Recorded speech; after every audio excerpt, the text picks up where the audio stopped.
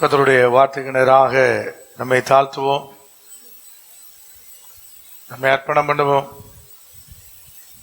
தேவனாகி கர்த்தர் நம்மோடு இடைபடும்படியாக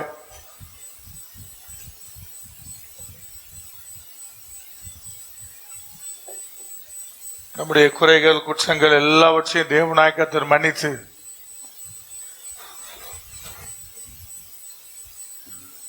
அவருக்கேற்ற நிலையில உயிர்ப்பிக்கும்படியாக வார்த்தைகளை கொண்டு நம்மோடு பேசும்படியாக நம்மை அர்ப்பணம் பண்ணுவோம். எங்கள் பரிசுத்த தகப்பனே, எங்கள் வல்ல பிதாவே, நம்முடைய நேச சமூகத்திலே நம்முடைய கிருபையின் கரத்திலே நாங்கள் நாங்கள் கடந்து வருகிறோம். எங்கள் தேவனாகிய கர்த்தர் இந்த வேளையில என்னை மறைத்து பிள்ளைகளோடு கூட இடைப்படத்தக்கதாக ஒப்புக் கொடுக்கிறோம். கர்த்தருடைய கரமும் தேவனுடைய பலனும் இறங்கி நீ கிரியைகளை நடப்பிக்கத்தக்கதாக நாங்கள் அர்ப்பணம் பண்ணுகிறோம். செய்தியை கேட்க போகிற பிள்ளைகளுக்குள்ளே மிகுந்த ஆசீர்வாதத்தை கொண்டு வரும்படியாக அர்ப்பணம் பண்ணுகிறோம். இயேசு கிறிஸ்துவின் நாமத்தில் தானே ஜெபிக்கிறோம் ஜீவனுள்ள எங்கள் பரிசுத்த பரம தகப்பனே, ஆமென். எரேமியா தீர்க்கதரிசன புஸ்தகம் 32ஆம் அதிகாரம் 19ஆம் வசனத்தை யாராவது ஒருத்தர் வாசிக்கலாம். யோசனையிலே பெரியவரும் செயல்களிலே வல்லவருமாயிருக்கிறீர். அவனவனுக்கு அவனவனுடைய வழிக்கு தக்கதாகவும் அவன் அவனுடைய கிரியைகளின் பலனுக்கு தக்கதாகவும் அளிக்கும்படி உம்முடைய கண்கள் மனுபுத்திரருடைய எல்லா வழிகளின் மேலும் நோக்கமாய் இருக்கிறது என்று சொல்லுகிற தேவனுடைய வார்த்தை. தேசம் அழிக்கப்பட போகிறது, தேசம் சிறையிருப்புகளே போக போகிறது என்று ஆண்டவராய் கர்த்தர் தீர்க்க தரிசனமா இந்த ஜனங்களோடு பேசும்போது அங்கே ஒரு ஜெபம் ஏறெடுக்கப்படுகிறது. அந்த ஜெபத்தினுடைய ஒரு வசனத்தை தான் நீங்க இப்ப வாசித்ததான வசனம். அங்கே தீர்க்கதரிசி ஆனவன் கர்த்தரை நோக்கி நீர் எப்படிப்பட்டவர் என்று சொல்லி அவன் சொல்லுகிற வார்த்தை என்பது அங்கே இடம்பெறுகிறது. எல்லாம் சிறையிருப்புக்குள்ள போக போகிறது, ஒன்றுக்கும் வழி இல்லை என்று சொல்லத்தக்கதான நிலையில ஒரு ஜெபத்தை ஏறெடுக்கிறார். ஆண்டவரே, நீர் ஒரு விஷயம் இறங்கி நம்முடைய பிள்ளைகளுக்காக நீ நடப்பிக்கணும் என்று சொல்லி கர்த்தருடைய தன்மைகளை குறித்து பேசுகிறார். அதுக்கு பின்னாடி ஐயா கர்த்தர் எப்படியெல்லாம் அந்த ஜனத்தை கூட்டிட்டு வந்தார் என்பதை குறித்து பேசுகிறார். அதெல்லாம் அதற்கு பின்னாடி எழுதப்பட்டிருக்கிற வார்த்தைகளா இருக்கிறது. வாசிக்கலாம் 20, 21ஆம் வசனங்கள். இஸ்ரவேலிலும் மற்ற மனுஷருக்குள்ளும் இந்நாள் வரைக்கும் விளங்குகிற அடையாளங்களையும் அற்புதங்களையும் தேவரீர் எகிப்து தேசத்திலே செய்து இந்நாளில் நிற்கும் கீர்த்தியை உமக்கு உண்டாக்கி. அதில் அழகான ஒரு வார்த்தையை சொல்லுகிறார். ஐயா, நீர் விதமாய் பலவிதமான அற்புதங்கள் அடையாளங்களை, இன்னைக்கு வரைக்கும் பேசப்படுகிற அற்புதங்கள் அடையாளங்களை, இன்றைக்கு வைக்கும் நிலைத்து நிற்கிற ஜனங்கள் ஆச்சரியமாய் பார்க்கிற காரியங்களா செய்து நீர் என்ன பண்ணீங்கன்னா உமக்கு கீர்த்தியை உண்டாக்கி கொண்டீர் அப்படின்னு சொல்றார். உம்முடைய ஜனங்களை நீர் இப்படி எல்லாம் மீட்டு கொண்டு வரும்போது உம்முடைய நாமம் கூட என்ன செய்தது?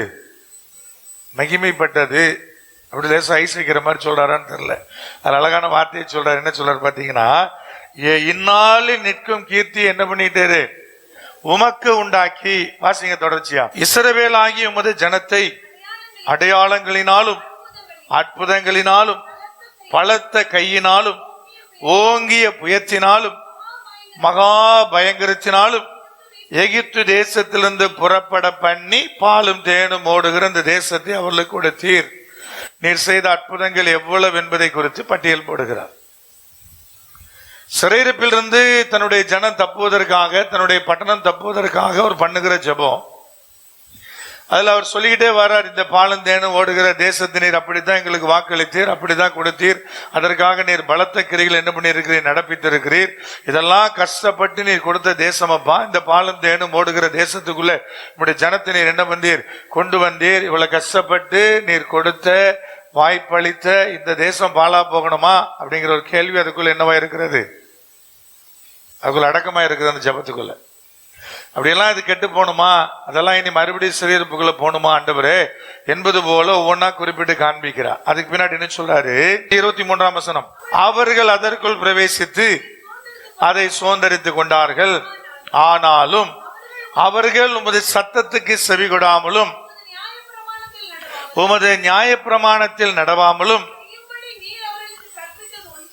நீர் செய்யும்படி அவருக்கு கற்பித்த ஒன்றையும், ஒன்ன கூட செய்யல, கற்பித்த ஒன்றையும் செய்யாமலும் போனார்கள். ஆதலால் இந்த தீங்கையெல்லாம் அவர்களுக்கு நேரிட பண்ணினீர் என்று அவர் சொல்றார். என்ன சொல்றாருன்னா, ஐயா இப்ப நடக்கிற நீர் ஒப்பு கொடுக்கிற இந்த தேசத்தினுடைய தீங்குக்கெல்லாம் காரணம் நீரெல்லாம் ஆண்டவரே, நீர் இப்படி எல்லாம் செஞ்சுதான் அவ்வளவு கஷ்டப்பட்டு இப்படி ஜனத்தை எல்லாம் உள்ள கொண்டு வந்தீர். ஆனாலும் இவர்களுடைய கீழ்ப்படியாமை அவர்களுக்கு கொடுத்த அந்த தேசத்துல இன்னைக்கு ஆசீர்வாதமா அவர்களால் என்ன செய்ய முடியல, வாழ முடியல. நீ சொன்ன ஒன்றையுமே அவர்கள் என்ன செய்யல, கீழ்ப்படியவே இல்லை அப்படின்னு சொல்லிட்டு ஆண்டவர்கிட்ட விண்ணப்பம் பண்றார். தொடர்ந்து கர்த்தர் என்ன பண்றான்னு கேட்டீங்கன்னா, என்னென்ன தவறெல்லாம் இஸ்ரவேல் ஜனங்கள் செய்தார்கள் என்பதை கர்த்தர் பட்டியல் போடுகிறார். தொடர்ச்சியாக அதுக்கு பின்னாடி வருகிற வசனங்கள் இல்லை. நீங்க நல்லா புரிஞ்சு கொள்ளணும். என்னன்னு கேட்டீங்கன்னா, ஐயா கர்த்தர் சரி, அதுக்கு பின்னாடி சரியா உன் ஜனத்தை நான் மீட்பையா, நான் ஆஸ்வதிப்பையா, சிறையிருப்புக்கு பின்னாடி நான் விதமா நடத்துவேன்னு சொல்லி வாக்கு பண்றார். ஆனா வாக்கு பண்றதுக்கு முன்னாடி அவர்கள் செய்த எல்லா குற்றங்களையும் ஒரு பட்டியல் போட்டு லைனா கர்த்தர் பேசிக்கிட்டே வர்றார். குற்றப்படுத்தாத, குறை சொல்லாத ஒரு ஊழியக்காரன் ஒருத்தர் இருந்தான்னா அவனை கர்த்தர் ஊழியக்காரனாவே நினைக்க மாட்டார். குற்றப்படுத்தல் நமக்குரியதல்ல அப்படின்னா இப்ப கர்த்தர் ஏன் குற்றப்படுத்துறாரு, எரேமியா தீர்க்கதரிசி ஏன் குற்றப்படுத்துறாரு, எசேக்கியேல் ஏன் குற்றப்படுத்துறாரு, பவுல் ஏன் குற்றப்படுத்துறாரு? பிரதர், குற்றப்படுத்தாத, குறை சொல்லாத ஒரு ஊழியக்காரன் இருந்தான்னா அவன் தேவனுடைய பார்வையில ஊழியக்காரனே கிடையாது. இந்த சிஸ்டர் கோச்சுக்குவாங்க, இதை சொன்னா அந்த பிரதர் கோச்சுக்கிடுவாரு அப்படின்னா நான் பிரசங்கமே பண்ண வேண்டியது இல்லையா? வெறும் பாட்டு, வெறும் ஆராதனையோட என்னது அந்த சண்டையை முடிச்சிடலாம் இல்லையா? ஒரு மதத்துல சர்வீஸ் முடிஞ்சிடும். கூட 2 பாட்டு வர்ஷிப், இன்னும் 2 பாட்டை நீட்டி விட்டுட்டு கர்த்தர் உங்களை ஆசீர்வதிப்பார் போங்கன்னு அனுப்பிடலாம். எதுக்கு பிரசங்கம்? பிரசங்கமே தேவையில்லை. அப்படின்னா உங்களுக்கு ஒரு குதூகலமா இருக்குமான்னு தெரியாது. நீ செய்வது தவறு என்பதை நான் சொல்லித்தான் ஆகணும். அந்த நிலையில தான் கர்த்தர் வச்சிருக்கிறாரு. அப்படி இல்லைன்னா கர்த்தரை குற்றப்படுத்த வேண்டிய அவசியமே இல்லை. அவர் இரக்கம் உள்ளவரியா, அவர் கிருபை உள்ளவரியா, அவர் ஒருவனையும் குற்றப்படுத்துவதே இல்லையா? பாட்டு கூட பாடணும் இல்லையா? வருகிற ஒருவரையும் அவர் தள்ளுறதே இல்லை. உடஞ்ச பாத்திரனாலும் அணைச்சுக்கிறாரு, எப்படினாலும் நம்ம தள்ளுறதே இல்லைன்னு பாட்டுலாம் பாடணும் இல்லையா? அந்த தேவன் எது குற்றப்படுத்தணும்? நீ இதெல்லாம் தப்புன்னு ஏன் சொல்லணும்? விளக்குதா இல்லையா? தவறுனா தவறை சொல்லிதான் ஆகணும். தவறுல இருந்து உன்னால விடுபட முடியல அப்படின்னா அதற்காக நீ முயற்சித்து தான் ஆகணும். இப்ப முடியல பிரதர், இன்னொரு 6 மாசம் கழிச்சு திருந்திட்டான் அல்லது ஒரு 6 வருஷம் கழிச்சு திருந்திட்டான் என்பதை அந்த காலகட்டத்தை நோக்கி நகர்ந்துதான் ஆகணும். முயற்சித்துட்டு தான் இருக்கிறேன் பிரதர், எப்படி வெளியே வந்துடும் பிரதர்? சந்தோஷம் யாருன்னா கர்த்தருக்கு தான் நீங்க சந்தோஷப்படுத்தணும். என்ன சந்தோஷப்படுத்தி ஒரு பிரயோஜனம் இல்லை. நான் உங்களை குளிர்வித்தும் ஒரு பிரயோஜனம் இல்லை.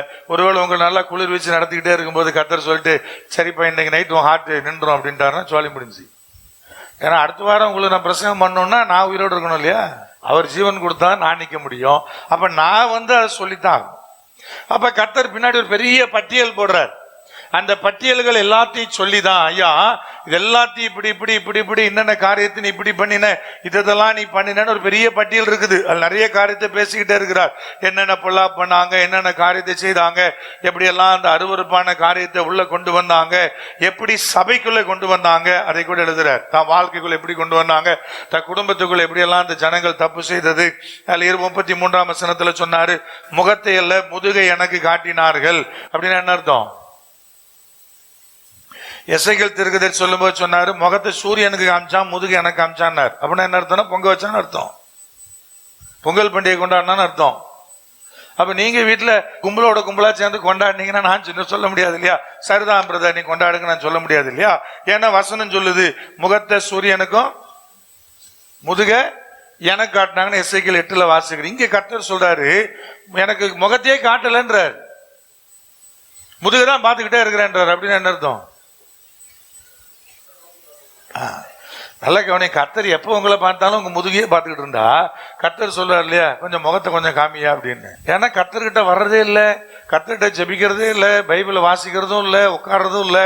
இப்ப இவனை பார்த்து கர்த்தர் எப்படி வைப்பார்? எப்ப அவனை பார்த்தாலும் முதுகு தான் கர்த்தருக்கு தெரியும். அதான் சொல்லார், முகத்தை பார்த்ததே இல்லை. அங்க சொல்லார், முகத்தை இல்லை முதுகை எனக்கு என்ன செய்தார்கள், காட்டினார்கள். நான் ஏற்கனவே அவர்களுக்கு உபதேசித்தும் அவர்கள் புத்தியை என்ன செய்யல, ஏற்றுக்கொள்ள செவி கொடுக்கல அப்படி சொல்லிட்டே போனார். கீழே 34ஆம் வசனத்துல ஆலயத்தை தீட்டுப்படுத்தினாங்கன்னார். அருவருப்பங்களை என்னெல்லாம் பண்ணாங்கன்னு சொன்னாரு. புறஜாதியுடைய விக்கிரகங்களுக்கு எப்படி கீழ்ப்படிஞ்சாங்கன்னு சொன்னாரு. எப்படி தீ கிடக்க பண்ணாங்கன்னு சொன்னாரு. குமாரனையும் குமாரத்திகளையும் எப்படி அவர்கள் தீ கிடக்கும்படியா நடத்தினாங்க என்பதை குறித்து சொன்னாரு. குறியக போனாரு, நாள் பார்க்க போனாரு. பெரிய பட்டியல் இருக்கு அந்நிய தேவனுடைய அடையாளங்களாக அவர் சொன்னது. அப்ப அதனால தேவன் என்ன செஞ்சாரு பிரதர்? மகா கோபம் கொண்டு அவர்களை அடித்தார். அவர் அங்கே அழகா சொன்னார் 37ஆம் வசனத்தில், இதோ என் செலத்திலும் என் கோபத்திலும் என் மகா உக்கிரத்திலும் நான் அவர்களை துரத்தின எல்லா தேசங்களிலும் இருந்து அவர்களை சேர்த்து கொண்டு அவர்களை இந்த ஸ்தலத்திற்கு திரும்பி வரவும் இதுல சுகமாய் குடியிருக்கும் பண்ணினேன். அப்புறம் தான் கர்த்தர் ஆசீர்வாதத்தை எழுதுறார். அப்ப என்ன சொல்றாரு? கோபத்துல அடிச்சு விரட்டுறார், செதறடிக்கிறார். ஒவ்வொருத்தனும் ஒவ்வொரு தேசத்துக்குள்ள ஒவ்வொரு நாட்டுக்குள்ள ஓடி போன்றாரு. நீ வாழ முடியாது என்றார். எதுல பிரதர்? நான் உனக்கு கஷ்டப்பட்டு கொடுத்ததான அந்த பாலும் தேனும் ஓடுகிற அந்த கானான் தேசத்துல நீ வாழ முடியாதுன்னார். எவ்வளவு கஷ்டப்பட்டு கொடுத்தார் இல்லையா? ஒரு ஆசீர்வாதத்தை தேவனாய் கர்த்தர் உங்கள் வசமா கொடுப்போது நீங்க நினைச்சுக்காதீங்க நம்ம ரொம்ப கஷ்டப்பட்டு இருக்கிறோன்னு. கர்த்தரும் உங்களுக்கு அதற்காக ஓங்கிய பயத்தோடு பலத்த கரத்தோடு அற்புதங்கள் அடையாளங்கள்லாம் செய்து உங்க வேலையை ஆசீர்வதிச்சு உங்க வேலையில சம்பாதிச்ச பணத்தெல்லாம் ஹாஸ்பிட்டல் நோய் சாப்பிடாம மருத்துவர்கள் சாப்பிடாம அதுல கொஞ்சத்தை கர்த்தர் உங்களுக்கு சேகரிக்க வைத்து அப்படியெல்லாம் தான் கர்த்தர் உங்களுக்கு என்ன பண்ணாரு? உங்கள் உழைப்பினால நீங்க வீட்டை கட்டல, உங்கள் உழைப்பினால நீங்க எந்த ஆசீர்வாதத்தையும் சுதந்திரிக்கல, உங்களுடைய பலன் அல்ல. அதுக்கு பின்னாடி கர்த்தர் தன்னுடைய ஓங்கிய புயத்தோடு பலத்து கிரியைகள் நடப்பித்திருக்கிறார். அப்ப இஸ்ரவேல் ஜனங்கள் கானானுக்குள்ள போகும்போது அதுக்கு முன்னாடி தேவன் அவர்களுக்காக என்னெல்லாம் செய்தாரோ அதே போலதான் நீங்க இன்னைக்கு ஒரு ஆசீர்வாதமா நிலையில் இருக்கிறீங்கன்னா அதுக்கு பின்னாடி தேவன் பலத்த காரியங்களை செய்திருக்கிறார். அதை நீங்க புரிஞ்சு கொள்ளணும், அதை நீங்க தெளிவாக அறிந்து கொள்ளணும். அப்போ உங்கள் ஆசீர்வாத நிலைகளுக்கு பின்னாடி கர்த்தருடைய பலத்த கரம் இருக்குது. அதை நீங்கள் இழக்கிற போது, தோல்விகளை சந்திக்கும் போது, இழப்புகளை சந்திக்கும் போது அதுல யாருடைய பிரயாசம் வீணா போகுது? உங்க பிரயாசம் மட்டும் இல்ல, கர்த்தருடைய பிரயாசம் வீணா போகுது. ஆனாலும் கர்த்தர் உங்களை அவ்விதமாக சினம் கொண்டு அடிக்கும்படியான நிலைக்குள்ள நீங்க இருக்கிறீங்க. அப்போ இந்த குறிப்பிட்ட சம்பவம் ஒரு சொன்னாதான் நான் இன்னைக்கு போற பிரசங்கம் உங்களுக்கு புரியும் என்பதனால இதை நான் சொல்லுகிறேன். இதுதான் இதோடைய பின்னணி. இந்த பின்னணிக்கு நடுவில் அவர் ஜெபிக்கும் போது அந்த தீர்க்கதரிசி சொன்ன வார்த்தையை தான் இன்னைக்கு கர்த்தர் உங்களுக்கு பிரசங்கம் பண்ண சொன்னார். அந்த வார்த்தை என்ன சொல்லுகிறது? அவர் யோசனையில் பெரியவர், செயலிலே வல்லவருமாய் இருக்கிறார் என்று அந்த வார்த்தை சொல்லுகிறது. அதுக்கு முந்தின வசனத்தில் என்ன சொன்னார் பாருங்க, 1000 தலைமுறைகளுக்கும் கிருபை செய்கிறவரும் பிதாக்களுடைய அக்கிரமத்தை அவளுடைய பின்னடியார் பிள்ளைகள் மடியிலே சரி கட்டுகிறவருமாயிருக்கிற சேனைகளின் கர்த்தர் என்னும் நாமமுள்ள மகத்துவமும் வல்லமையும் உள்ள தேவனே அப்படி சொல்லிட்டு சொன்னார். யோசனையில் பெரியவர், 1000 தலைமுறை மட்டும் இரக்கம் பாராட்டுகிறவர். இதெல்லாம் உபாகமத்தின் புஸ்தகத்துல வாசித்ததான் எரேமியா மறுபடியும் நினைச்சாரு, ஞாபகப்படுத்துகிறார். ஐயா இரக்கம் பாராட்டுகிறவர் தான், ஆனா உங்களுடைய அக்கிரமத்தை சில நேரம் உங்க பிள்ளைகளுடைய வாழ்க்கையில கர்த்தர் நினைச்சாரு கேட்கிறாரு. அப்ப நீங்க ஒண்ணு நல்லா விளங்கி கொள்ளுங்க, உங்க பிள்ளைங்க ஆசீர்வாதமா இருக்கணும்னா உங்கள் அக்கிரமத்துக்கு தக்கதான தண்டனை நீங்க வாங்கிறதே பெரிய நீங்க பாக்கியசாலிகள் அர்த்தம். பண்ற சேட்டைக்கெல்லாம் நீங்க அடி வாங்கிட்டீங்களா உங்க பிள்ளையாவது நல்லா இருக்குன்னு அர்த்தம். ஒருத்தர் இருக்கிறாயா, அவன் செஞ்ச எந்த அக்கிரமத்துக்கு உண்டான பலனை அவன் அனுபவிக்கலன்னா யார் அனுபவிக்க போறான்னு அர்த்தம்? 1000 தலைமுறை மட்டும் இறக்கும், 3ஆம் 4ஆம் தலைமுறை மட்டும் என்னது விசாரிப்பு. அதுவே அவருடைய கிருபையை வெளிப்படுத்துது. 3ஆம் 4ஆம் தலைமுறை மட்டும் இறக்கம், 1000 தலைமுறை மட்டும் என்னுடைய விசாரிப்புன்னு சொல்லியிருந்தாருன்னா 1000 தலைமுறை மட்டும் அவர் இரக்கம் பாராட்டுறாரு, அவருடைய கிருபை வெளிப்படுது. 3ஆம் 4ஆம் தலைமுறை மட்டும் அவர் விசாரிக்கிற தகப்பனா இருக்கிறாரு. பின்னடியார் இடத்துல அவர் என்ன செய்யறாரு? பிள்ளைகளிடத்துல அதனுடைய காரியங்களை கேட்கிறவரா இருக்கிறார். அதுல கூட அவர் கிருபையை வெளிப்படுத்துறார். அப்ப நன்றா நீங்க விளங்கி கொள்ளுங்க. அதை சொல்லும் போது சொன்னார், யோசனையில் பெரியவர். அவர் யோசனையில் பெரியவர். இப்ப நீங்க அவருக்கு யோசனை சொல்லும்படியான நிலையில் அவர் இல்லை. நீங்க அவருக்கு என்ன சொல்ல முடியாது, யோசனை சொல்ல முடியாது. நிறைய சந்தர்ப்பத்துல இன்னைக்கு தேவனுடைய பிள்ளைகள் அவங்க ஜெபத்துல கர்த்தருக்கு ஆலோசனை சொல்லிட்டு இருப்பாங்க. ஆண்டவரே நீர் இதை பண்ணிடுறோம், அதை பண்ணிடுறோம், அப்படி பண்ணிடுறோம். அவர் கொஞ்சம் சிரிச்சிட்டு இருப்பாரு நினைக்கிறேன். அட முட்டா பயல, எனக்கே யோசனை சொல்ல வந்துட்ட, நான் உன்னை எப்படி வச்சா நீ என்ன ஆட்டம் ஆடுவ, நீ என்னெல்லாம் பண்ணா நீ எப்படி திருந்துவன்னு எனக்கு தெரியாதா? அப்படி அவர் உட்காந்து அங்கிருந்து காட்டிக்கிட்டே சிரிச்சுக்கிட்டே இருப்பாரு. சரி சரி, காசா பணமா சொல்லிட்டு போ. அவருக்கு ஒரு பெரிய ஆலோசனை கொடுக்கும் பாருங்க. ஆண்டவரே நீ இதை பண்ணி அதை பண்ணி ஒரு ஆலோசனை வச்சிருக்கிறார். அப்ப அதை எடுத்து எழுதும் போது ரோமர் 11 அதிகாரத்துல ரொம்ப அழகா தெளிவா சொன்னாரு. வாசிக்கலாம் 33 வசனத்திலிருந்து. தேவனுடைய ஐஸ்வர்யம், ஞானம், அறிவு என்பவைகளின் ஆழம் எவ்வளவா இருக்கிறது. அவருடைய நியாய தீர்ப்புகள் அளவிடப்படாதவைகள், அவருடைய வழிகள் ஆராயப்படாதவைகள். நீங்க ஒன்னையுமே அவர்கிட்ட போய் என்ன செய்ய முடியாதுன்னா இதனாலதான் அதனாலதான் இப்படித்தான் இதனாலதான் ஜட்ஜ்மெண்ட் சொல்லி உங்க வாழ்க்கை குறிச்சோ அடுத்தவங்க வாழ்க்கை குறிச்சோ நீங்கள் ஒன்றையுமே தீர்மானிக்கவே முடியாது. அதனாலதான் அவன் அடிக்கப்பட்டான்னு நீ சொல்ல முடியாது. அவருடைய நியாய தீர்ப்புகள் என்னது? அளவிடப்படாதவை, அவருடைய வழிகள் ஆராயப்படாதவை, அவருடைய அறிவு, அவருடைய ஞானம் அது ரொம்ப ஆழமிக்கது. அதுக்குள்ள இறங்கி நீ அதை ஒரு 0.001% கூட உன்னால ஃபீல் பண்ண முடியாது. அது அவ்வளவு ஆழமானது, அது அவ்வளவு ஆழமானது. அவருக்கு தெரியும். ஒவ்வொரு அசைவையும் அவர் பார்த்துக்கிட்டே இருப்பார், ஒவ்வொரு அசைவையும் பார்த்துக்கிட்டே இருப்பார். அவருடைய அறிவு ஆழம் பெரியது. பிரதர் 34 வசனத்துல கர்த்தருடைய சிந்தை அறிந்தவன் யார்? அவருக்கு ஆலோசனைக்காரனா இருந்தவன் யார்? தனக்கு பதில் கிடைக்கும்படி முந்தி அவருக்கு ஒன்றை கொடுத்தவன் யார்? ஆசீர்வாதத்துக்காக நான் இதை ஆண்டவருக்காக அர்ப்பணிச்சேன், அவர் எனக்கு இந்த ஆசீர்வாதத்தை கொடுத்தான்னு ஒன்ன சொல்லுவோம். ஒன்னையுமே சொல்ல முடியாது. ஏன்னா எல்லாமே கர்த்தர் முந்தி எனக்கு கொடுத்தது. நான் முந்தி அவருக்கு ஒன்னையும் கொடுக்கல, அவர் எனக்கு தந்தார், ஆதலால் கொடுக்கிறேன். அவர் தந்ததிலிருந்து நம்ம தசமபாகம் கொடுக்கற கூட நமக்கு எப்படி இருக்கும்? பெரிய கஷ்டமா இருக்கும். அவர் தந்ததுதான், அதை திரும்பி கொடுக்கறதுக்கு பெரிய ஆராய்ச்சியெல்லாம் உண்டு பண்ணி இதை முடிச்சுட்டேன்னா அதை முடிச்சுட்டேன்னா அந்த லோனை கட்டிட்டேன்னா இதை பண்ணிட்டேன்னா நீ சாறு வரைக்கும் லோன் ஒன்றும் தீர போறது இல்லை. நாங்க வேலைக்கு வர்றதுக்கு முன்னாடி ஸ்டடி லோன் வாங்கி வச்சிருப்பீங்க. அப்புறம் ஒரு 20,000 ரூபாய் இன்க்ரிமெண்ட் கிடைச்சோடனே வீடு வாங்குவீங்க. அப்புறம் ஹவுசிங் லோன் ஸ்டார்ட் ஆகும். வேலைக்கு வரும்போது ஸ்டடி லோன், அப்புறம் அதை அடைச்சு முடிச்சுட்டேன்னா அப்படின்ட்டு உட்காந்துருப்போம். அப்புறம் ஹவுசிங் லோன் ஸ்டார்ட் ஆயிரும். அதனால தான் ஆண்டவரை கர்த்தர்னு சொல்ல, முந்தி ஒன்னையும் எனக்கு தரவே முடியாது, ஒன்னையுமே தர முடியாது. எல்லாம் ஆல்ரெடி நான் உனக்கு கொடுத்தது. அதுக்கு பின்னாடி சொன்னாரு சகலமும் அவராலும் அவர் மூலமாயும் அவருக்காகவும் இருக்கிறது. சகலமும் அவரால் உண்டாயிடுச்சு, அதோட நிறுத்திக்காதீங்க. அவரால் உண்டாச்சு, அவர் மூலமா உண்டாச்சு. அந்த அவருக்காகன்ற வார்த்தை ரொம்ப முக்கியமானது. அவருக்காக உண்டாச்சு. கர்த்தர் உங்களுக்கு கொடுத்த பிள்ளைங்க யாருக்காக? ஏன் கொடுத்தாரு? கர்த்தருக்காக. கர்த்தர் கொடுத்த வீடு, செல்வம், பணம், பதவி, எல்லா தொழில், எல்லா விதமான வேலைகள் எல்லாம் எதுக்காக கர்த்தர் உங்களுக்கு கொடுத்தாரு? அவருக்காகன்றது மறந்துடக்கூடாது. இந்த அவருக்காக என்பதுதான் நீங்க அண்டர்லைன் பண்ணி வைக்க வேண்டிய மிக முக்கியமானது ஒரு வார்த்தை. அப்போ எல்லாவற்றையும் அவருக்காக உருவாக்கின தகப்பன் உங்களையும் அவருக்காக எடுத்துக்கொள்ள அவருக்கு என்ன உண்டு? அதிகாரம் உண்டு. நீங்கள் அவருக்காக படைக்கப்பட்ட ஒரு நபரை தவிர உங்களுடைய சுய சிந்தையை நிறைவேற்றுவதற்காக படைக்கப்பட்டவர்கள் அல்ல. நீங்கள் அவருக்காக படைக்கப்பட்டவர்கள். அப்ப உங்களை அவருக்காக எடுத்துக்கொள்ள அவருக்கு அதிகாரம் உண்டு. எடுத்துக்கொள்ள என்னன்னா சாகடிக்கல, அவர் எடுத்து நிறுத்த அவருக்கு அதிகாரம் உண்டு. நீங்க அந்த உங்க சுயத்தையே கால்குலேட் பண்ணி இப்படி இப்படி இப்படி கால்குலேட் பண்ணியே வாழ்ந்தீங்கன்னா ஒண்ணுமே செய்ய முடியாது. விளங்கிக் கொள்ளுங்க, அவருக்காக, எல்லாம் அவருக்காக. அப்போ தேவனாய் கர்த்தர் அழகா தெளிவா சொல்ல, இதை சொல்லும் போதுதான் அவருடைய ஆலோசனை பெரியது, யோசனை பெரியது, அவருடைய ஆழம் பெரியது.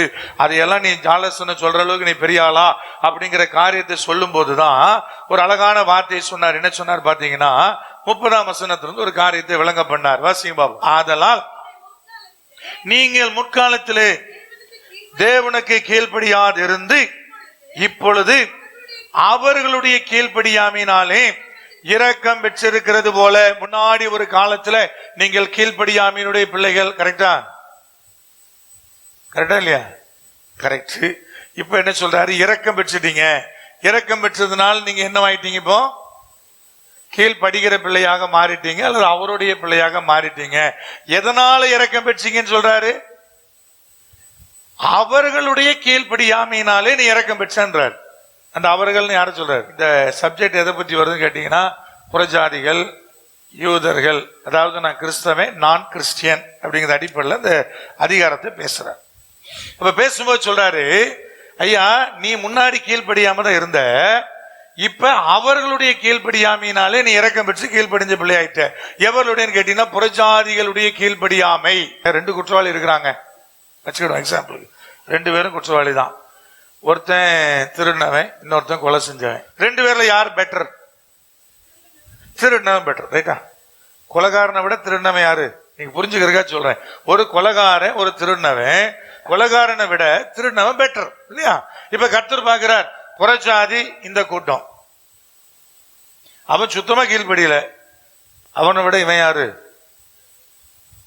அவனை விட இவன் பெட்டர். நான் சொல்றது பின்னாடி வர வசந்த வாசின்னு உங்களுக்கு புரியும். இப்போ உங்களை சேர்த்துக்கிட்டார். ஆனா உங்களை இரக்கத்தோடு சேர்த்ததுனால நீங்க என்ன பண்றீங்கன்னா, உலகத்தில் இருக்கிற எல்லாரும் மோசமானவன் இருக்கிறீங்க. அவன் சரியில்லை, இவன் சரியில்லை, அவன் அப்படியாக்கும், இவன் இப்படியாக்கும் சொல்லி என்ன பண்ணிட்டு இருக்கிறீங்க? நீங்க பேசிக்கிட்டே இருக்கிறீங்க. ஆனா என்னன்னு கேட்டீங்கன்னா, அவனை விட நீ சம்திங் பெட்டர். சரியா? இப்ப நீங்க புரிஞ்சுக்கிறதுக்கா சொல்றேன். இப்ப அடுத்த வசனத்தை வாசிங்க, இன்னும் புரியும். வாசிங்க பார்ப்போம். அவர்களும், அந்த புறஜாதி மக்களும், இன்னைக்கு என்னுடைய நாமம் தரிக்கப்படாதபடி வெளியில் இருக்கிற அவர்களும் இப்பொழுது கீழ்ப்படியாமல் இருந்தும், இப்ப அவன் கீழ்ப்படியாம தான் இருக்கிறான், இப்பொழுது அவன் கீழ்ப்படியாமல் இருந்தும் பின்பு உங்களுக்கு கிடைத்த இரக்கத்தினாலே இரக்கம் பெறுவார்கள். உங்களுக்கு எப்படி இரக்கம் கிடைச்சதோ அதே மாதிரி அவனுக்கும் ஒரு நாள் என்ன செய்யும்? இரக்கம் கிடைக்கும். இன்னைக்கு நீ அவனை கீழ்ப்படியாதவன் சொல்ல வேண்டிய அவசியம் இல்ல. ஒரு நாள் உங்களுக்கு ஒரு இரக்கம் கிடைச்ச மாதிரி அவனுக்கும் இரக்கம் கிடைச்சு எங்க வருவான்? எங்க வந்துருவான்? எனக்குள்ள வந்துருவான் சொல்லிட்டு அடுத்த வசனத்துல சொன்னார் பாருங்க, எல்லாரும் மேலும் இரக்கமா இருக்கத்தக்கதாக தேவன் எல்லாரையும் கீழ்ப்படியாமைக்குள்ள என்ன செய்தாரு? அடைத்து போட்டார். இப்ப என்ன சொல்ல வர்றாருன்னா, ஐயா 2 பிள்ளை இருந்துச்சியா, ஒரு பிள்ளை ரொம்ப பிறந்திருந்து நல்ல பிள்ளையாவே இருந்துச்சு, இன்னொரு பிள்ளை பெரிய ஆகாவளியா இருக்குது. இந்த 2ல நல்ல பிள்ளையா இருக்கிற அந்த பிள்ளை மேல பெற்றோருக்கு என்ன வரும்? கொஞ்சம் பாசம். நல்ல பெற்றோர் இருந்தா வரும். உங்களை சொன்னா நீங்க தான் திருந்தணும், அதுக்கு நான் போறேன். அப்படி ஒரு சூழ்நிலை வந்துடக்கூடாது என்பதற்காக கர்த்தர் என்ன பண்ணாராம், எல்லாருக்கும் ஒரே மாதிரிதான் என்ன இறக்கம் பாட்டினேன் என்பதனால எல்லாரையும் அந்த கீழ்ப்படியாமைக்குள்ளே அடைச்சு என்ன பண்ணார்? வெளியே கொண்டு வந்தாருன்றார். இப்ப நீங்க எதை குறிச்சு மேன்மை பாராட்டுவீங்க? ஆண்டவரே நான் பிறந்திலிருந்து நல்லவனா இருந்தேன், அதனால கர்த்தர் இருந்து கொண்டான்னு உங்களால சொல்ல முடியுமா? ஏன்னா ஆல்ரெடி நம்மளை போல அயோக்கியம் இல்லை அப்படிங்கிற லெவல்ல வாழ்ந்தானு வந்திருக்கிறோம். ஏன்ட்டு சொல்லுவாங்க, பழைய பிளஸிங்ஸ் தெரியுமா? அதான் ஊருக்கே தெரியுமா. என்ன இப்போ அந்த நிலை நோக்கி தான் கர்த்தர் கொண்டு வர்றார். அப்ப பிரதர் சிலவன் கொஞ்சம் நல்லவரா இருந்திருப்பான் இல்லையா? 2 பேர்ல ஒருத்தன் பெட்டர்ன்ற மாதிரி. இப்ப நம்ம கல்லூரி நாட்கள்ல படிக்கும் போதோ ஸ்கூல்ல படிக்கும் போதோ இவனை விட இவன் பெட்டர்னு ஒருத்தர் இருந்திருப்பான் இல்லையா? நமக்கே தெரியும், நம்மளை விட அவன். 9th ஸ்டாண்டர்ட் படிக்கும்போது ஒரு வருஷம் ஹாஸ்டல்ல படிக்கணும்னு ஒரு தீராத ஆசையில நாசரேத்துல போய் மர்காசிஸ்ல படிச்சேன். அப்ப எங்க அம்மா பல உடுமலைப்பேட்டையில கோயம்புத்தூர்ல இருந்தாங்க. அங்க காலையில 5 மணிக்கு எழுப்பிடுவாங்க. 3 பேட்ச் குளிக்க போனோம். அங்க 2 நாளைக்கு தொட்டி இருக்கும். ஒரு அந்த ஸ்கூல்ல போய் தெரிஞ்சவங்களுக்கு தெரியும். அந்த தொட்டிக்கு முன்னாடி போய் நிக்கணும், லைன் கட்டி அப்படியே ஸ்ட்ரைட்டா நிக்கணும். ஆளுக்கு ஒரு சின்ன பக்கெட் வச்சு ஒரு விசில் அடிப்பாங்க. அடிச்சோன்னா கட்ட கட்டன்னு மொந்து ஊத்தணும். அப்புறம் அடுத்த விசில் வந்தோடனே ஸ்டாப். அப்புறம் உடனே அழுக்கு தேய்க்கணும். அப்புறம் அடுத்த விசில் மறுபடியும் 2 பக்கெட். அப்புறம் திரும்ப ஸ்டாப், திரும்ப சோப் போடணும், திரும்ப அடுத்த விசில் கட கடன்னு ஊத்திட்டு வரணும். அந்த 3 ஷிப்ட், 3வது ஷிப்ட் வரவனுக்கு உள்ள பூரா வேற சோப்புன்னு வரதான் இருக்கும். ஏற்கனவே 2 ஷிப்ட்ல குளிச்சுட்டு போயிருப்பான் இல்லையா? அதனால 3 ஷிப்ட மாத்தி மாத்தி போடுவாங்க. இதுல இப்ப 3வது ஷிப்ட் நமக்கு வருதுன்னு வைங்களேன். அதுக்கு முன்னாடி நல்லா கவனிங்க, அந்த ஒரு கேப் இருக்குல்ல, சின்ன கேப். அந்த கேப்ல அங்க மங்களம்னு ஒரு பையன் படிச்சான். அந்த பையன் நிச்சயமான எங்களெல்லாம் கூட்டி உட்கார வச்சு ஜெபம் நடத்துவான். Christian hostel, Christian school. அது வரைக்கும் எனக்கு ரொம்ப பைபிள்ல வசனத்துல அப்படி கிடையாது. 8th ஸ்டாண்டர்ட் வரைக்கும் என்ன பெரிய பாவம் பண்ணிருக்க போறோம்? சாதாரணமா சின்ன சின்ன சேட்டைகள் பண்ணிருப்போம் வைங்களேன். என்னங்க அதிகபட்ச பாவம் அன்னைக்கு என்னது? 9:30 மணிக்கு ஸ்கூலு, நான் 8 மணிக்கு ஸ்கூல்ல இருப்பேன். எனக்கு தெரியுமா, அங்க மேல இருக்கிற குருவியை பிடிக்க, அணிலை பிடிக்க, 4 டெஸ்கை தூக்கி மேல போட்டு மேல ஏறி உளுந்து அந்த அணிலை பிடிச்சி அணில் குஞ்சு கூட்ட கலைச்சி குருவி கூட்ட கலைச்சி, இதான் அதிகபட்ச சேட்டா இருக்கும். அப்ப 9th இருந்து கொஞ்சம் அப்படி ஆண்டுக்குள்ள ஈடுபாடு வர்றதுக்கு அந்த மங்களம் ஒரு காரணம். அப்ப அப்படியே பாத்தீங்கன்னா ஒரு ஜெபம் நடத்துவான். அந்த ஜெபத்துல நாங்கெல்லாம் உட்காந்து ஷோ பண்ணிக்கிட்டே இருப்போம். அப்புறம் சாயந்தரம் காலையில் ஒரு சேப்பல் இருக்கும், அது ஹாஸ்டல்லே நடக்கும். காலையில் ஒரு சேப்பல், திரும்ப ஈவினிங் ஒரு அரை மணி நேரம் சேப்பல் இருக்கும், அது சேப்பல்ல நடக்கும். நல்லா கவனிங்க, காலையில் 6 மணிக்கு சேப்பல் இருக்கு. 5 மணிக்கு எங்களை எழுப்பிட்டாங்கன்னா குளிச்சு கிளம்பி நாங்க 6 மணிக்கு எங்க போயிருந்தோம், அந்த சேப்பலுக்கு போனோம். காலையில சேப்பல் இருக்குதுங்க, ஈவினிங் 6 மணிக்கு சேப்பல் இருக்குது. ஆனா 6 மணிக்கு சேப்பல்ல எங்களுக்கு ஜெபம் நடந்தா கூட 5 மணிக்கு ஜெபிக்கும்படி தூண்டப்படுகிற ஒரு நபர். இதை வழங்கிட்டாலும் இல்லையா? உங்களுக்கு ஞாயிற்றுக்கிழமை சர்வீஸ் வந்துட்டீங்கன்னா இதுக்கு பேர் போய் பைபிள் எடுக்க மாட்டீங்க, ஜெபம் பண்ண மாட்டீங்க இல்லையா? விளங்குதா விளங்கலாங்க நான் சொல்றது? அப்ப 6 மணிக்கு சேப்பல் நடக்குது, ஆனா 5 மணிக்கு கூடி ஜெபிக்கணும்னு ஒரு ஆர்வத்தை உண்டாக்குனா பாருங்க. அப்ப என்னை விட அவன் பெட்டர் தானே? எங்க எல்லாரையும் கூடி வச்சு ஜெபம் பண்ணுவான், நிறைய ஜெபம் நடக்கும். நானும் ரெகுலரா அதில் உட்காந்து ஜெபம் பண்ணிக்கிட்டு இருப்போம். ரொம்ப வருஷமா. அப்புறம் அவனே நான் மறந்துட்டேன். அப்புறம் திரும்பி அகெயின் 10th பழைய ஸ்கூலுக்கே போயிட்டேன். ஆனா ஸ்கூல் டாப்பர்ன்றதுனால மறுபடியும் என்னை சேர்த்துக்கிட்டாங்க. சிவப்பு கம்பளம் விரிச்சு வாப்பான்னு என்னை மறுபடியும் கூப்பிட்டாங்க. அதே ஸ்கூலுக்கு போய் சேர்ந்தேன். ரொம்ப நாள் கழிச்சு எங்க கூட படிச்சு ஒருத்தனை சந்திக்கிற ஒரு இடத்துல, எப்பா நம்ம கூட மங்களம்னு ஒருத்தர் இருந்தானே, இப்ப எப்படி இருக்கிறான்னு கேட்டான். அவன் சொன்னா, ஏரல் பஸ் ஸ்டாண்ட்ல பார்த்தேன், முழுக்க குடிச்சிட்டால் விழுந்து கிடந்தான். என்னை விட பெட்டரா இருக்கிற ஒருத்தன், ஆண்டுக்குள்ள இருந்தவன், இன்னைக்கு வீணா போய் அவன் ஒரு பஸ் ஸ்டாண்ட்ல குடிச்சிட்டு விழுந்து கிடந்ததை பார்த்தேன்னு ஒரு நண்பன் சொல்றான்.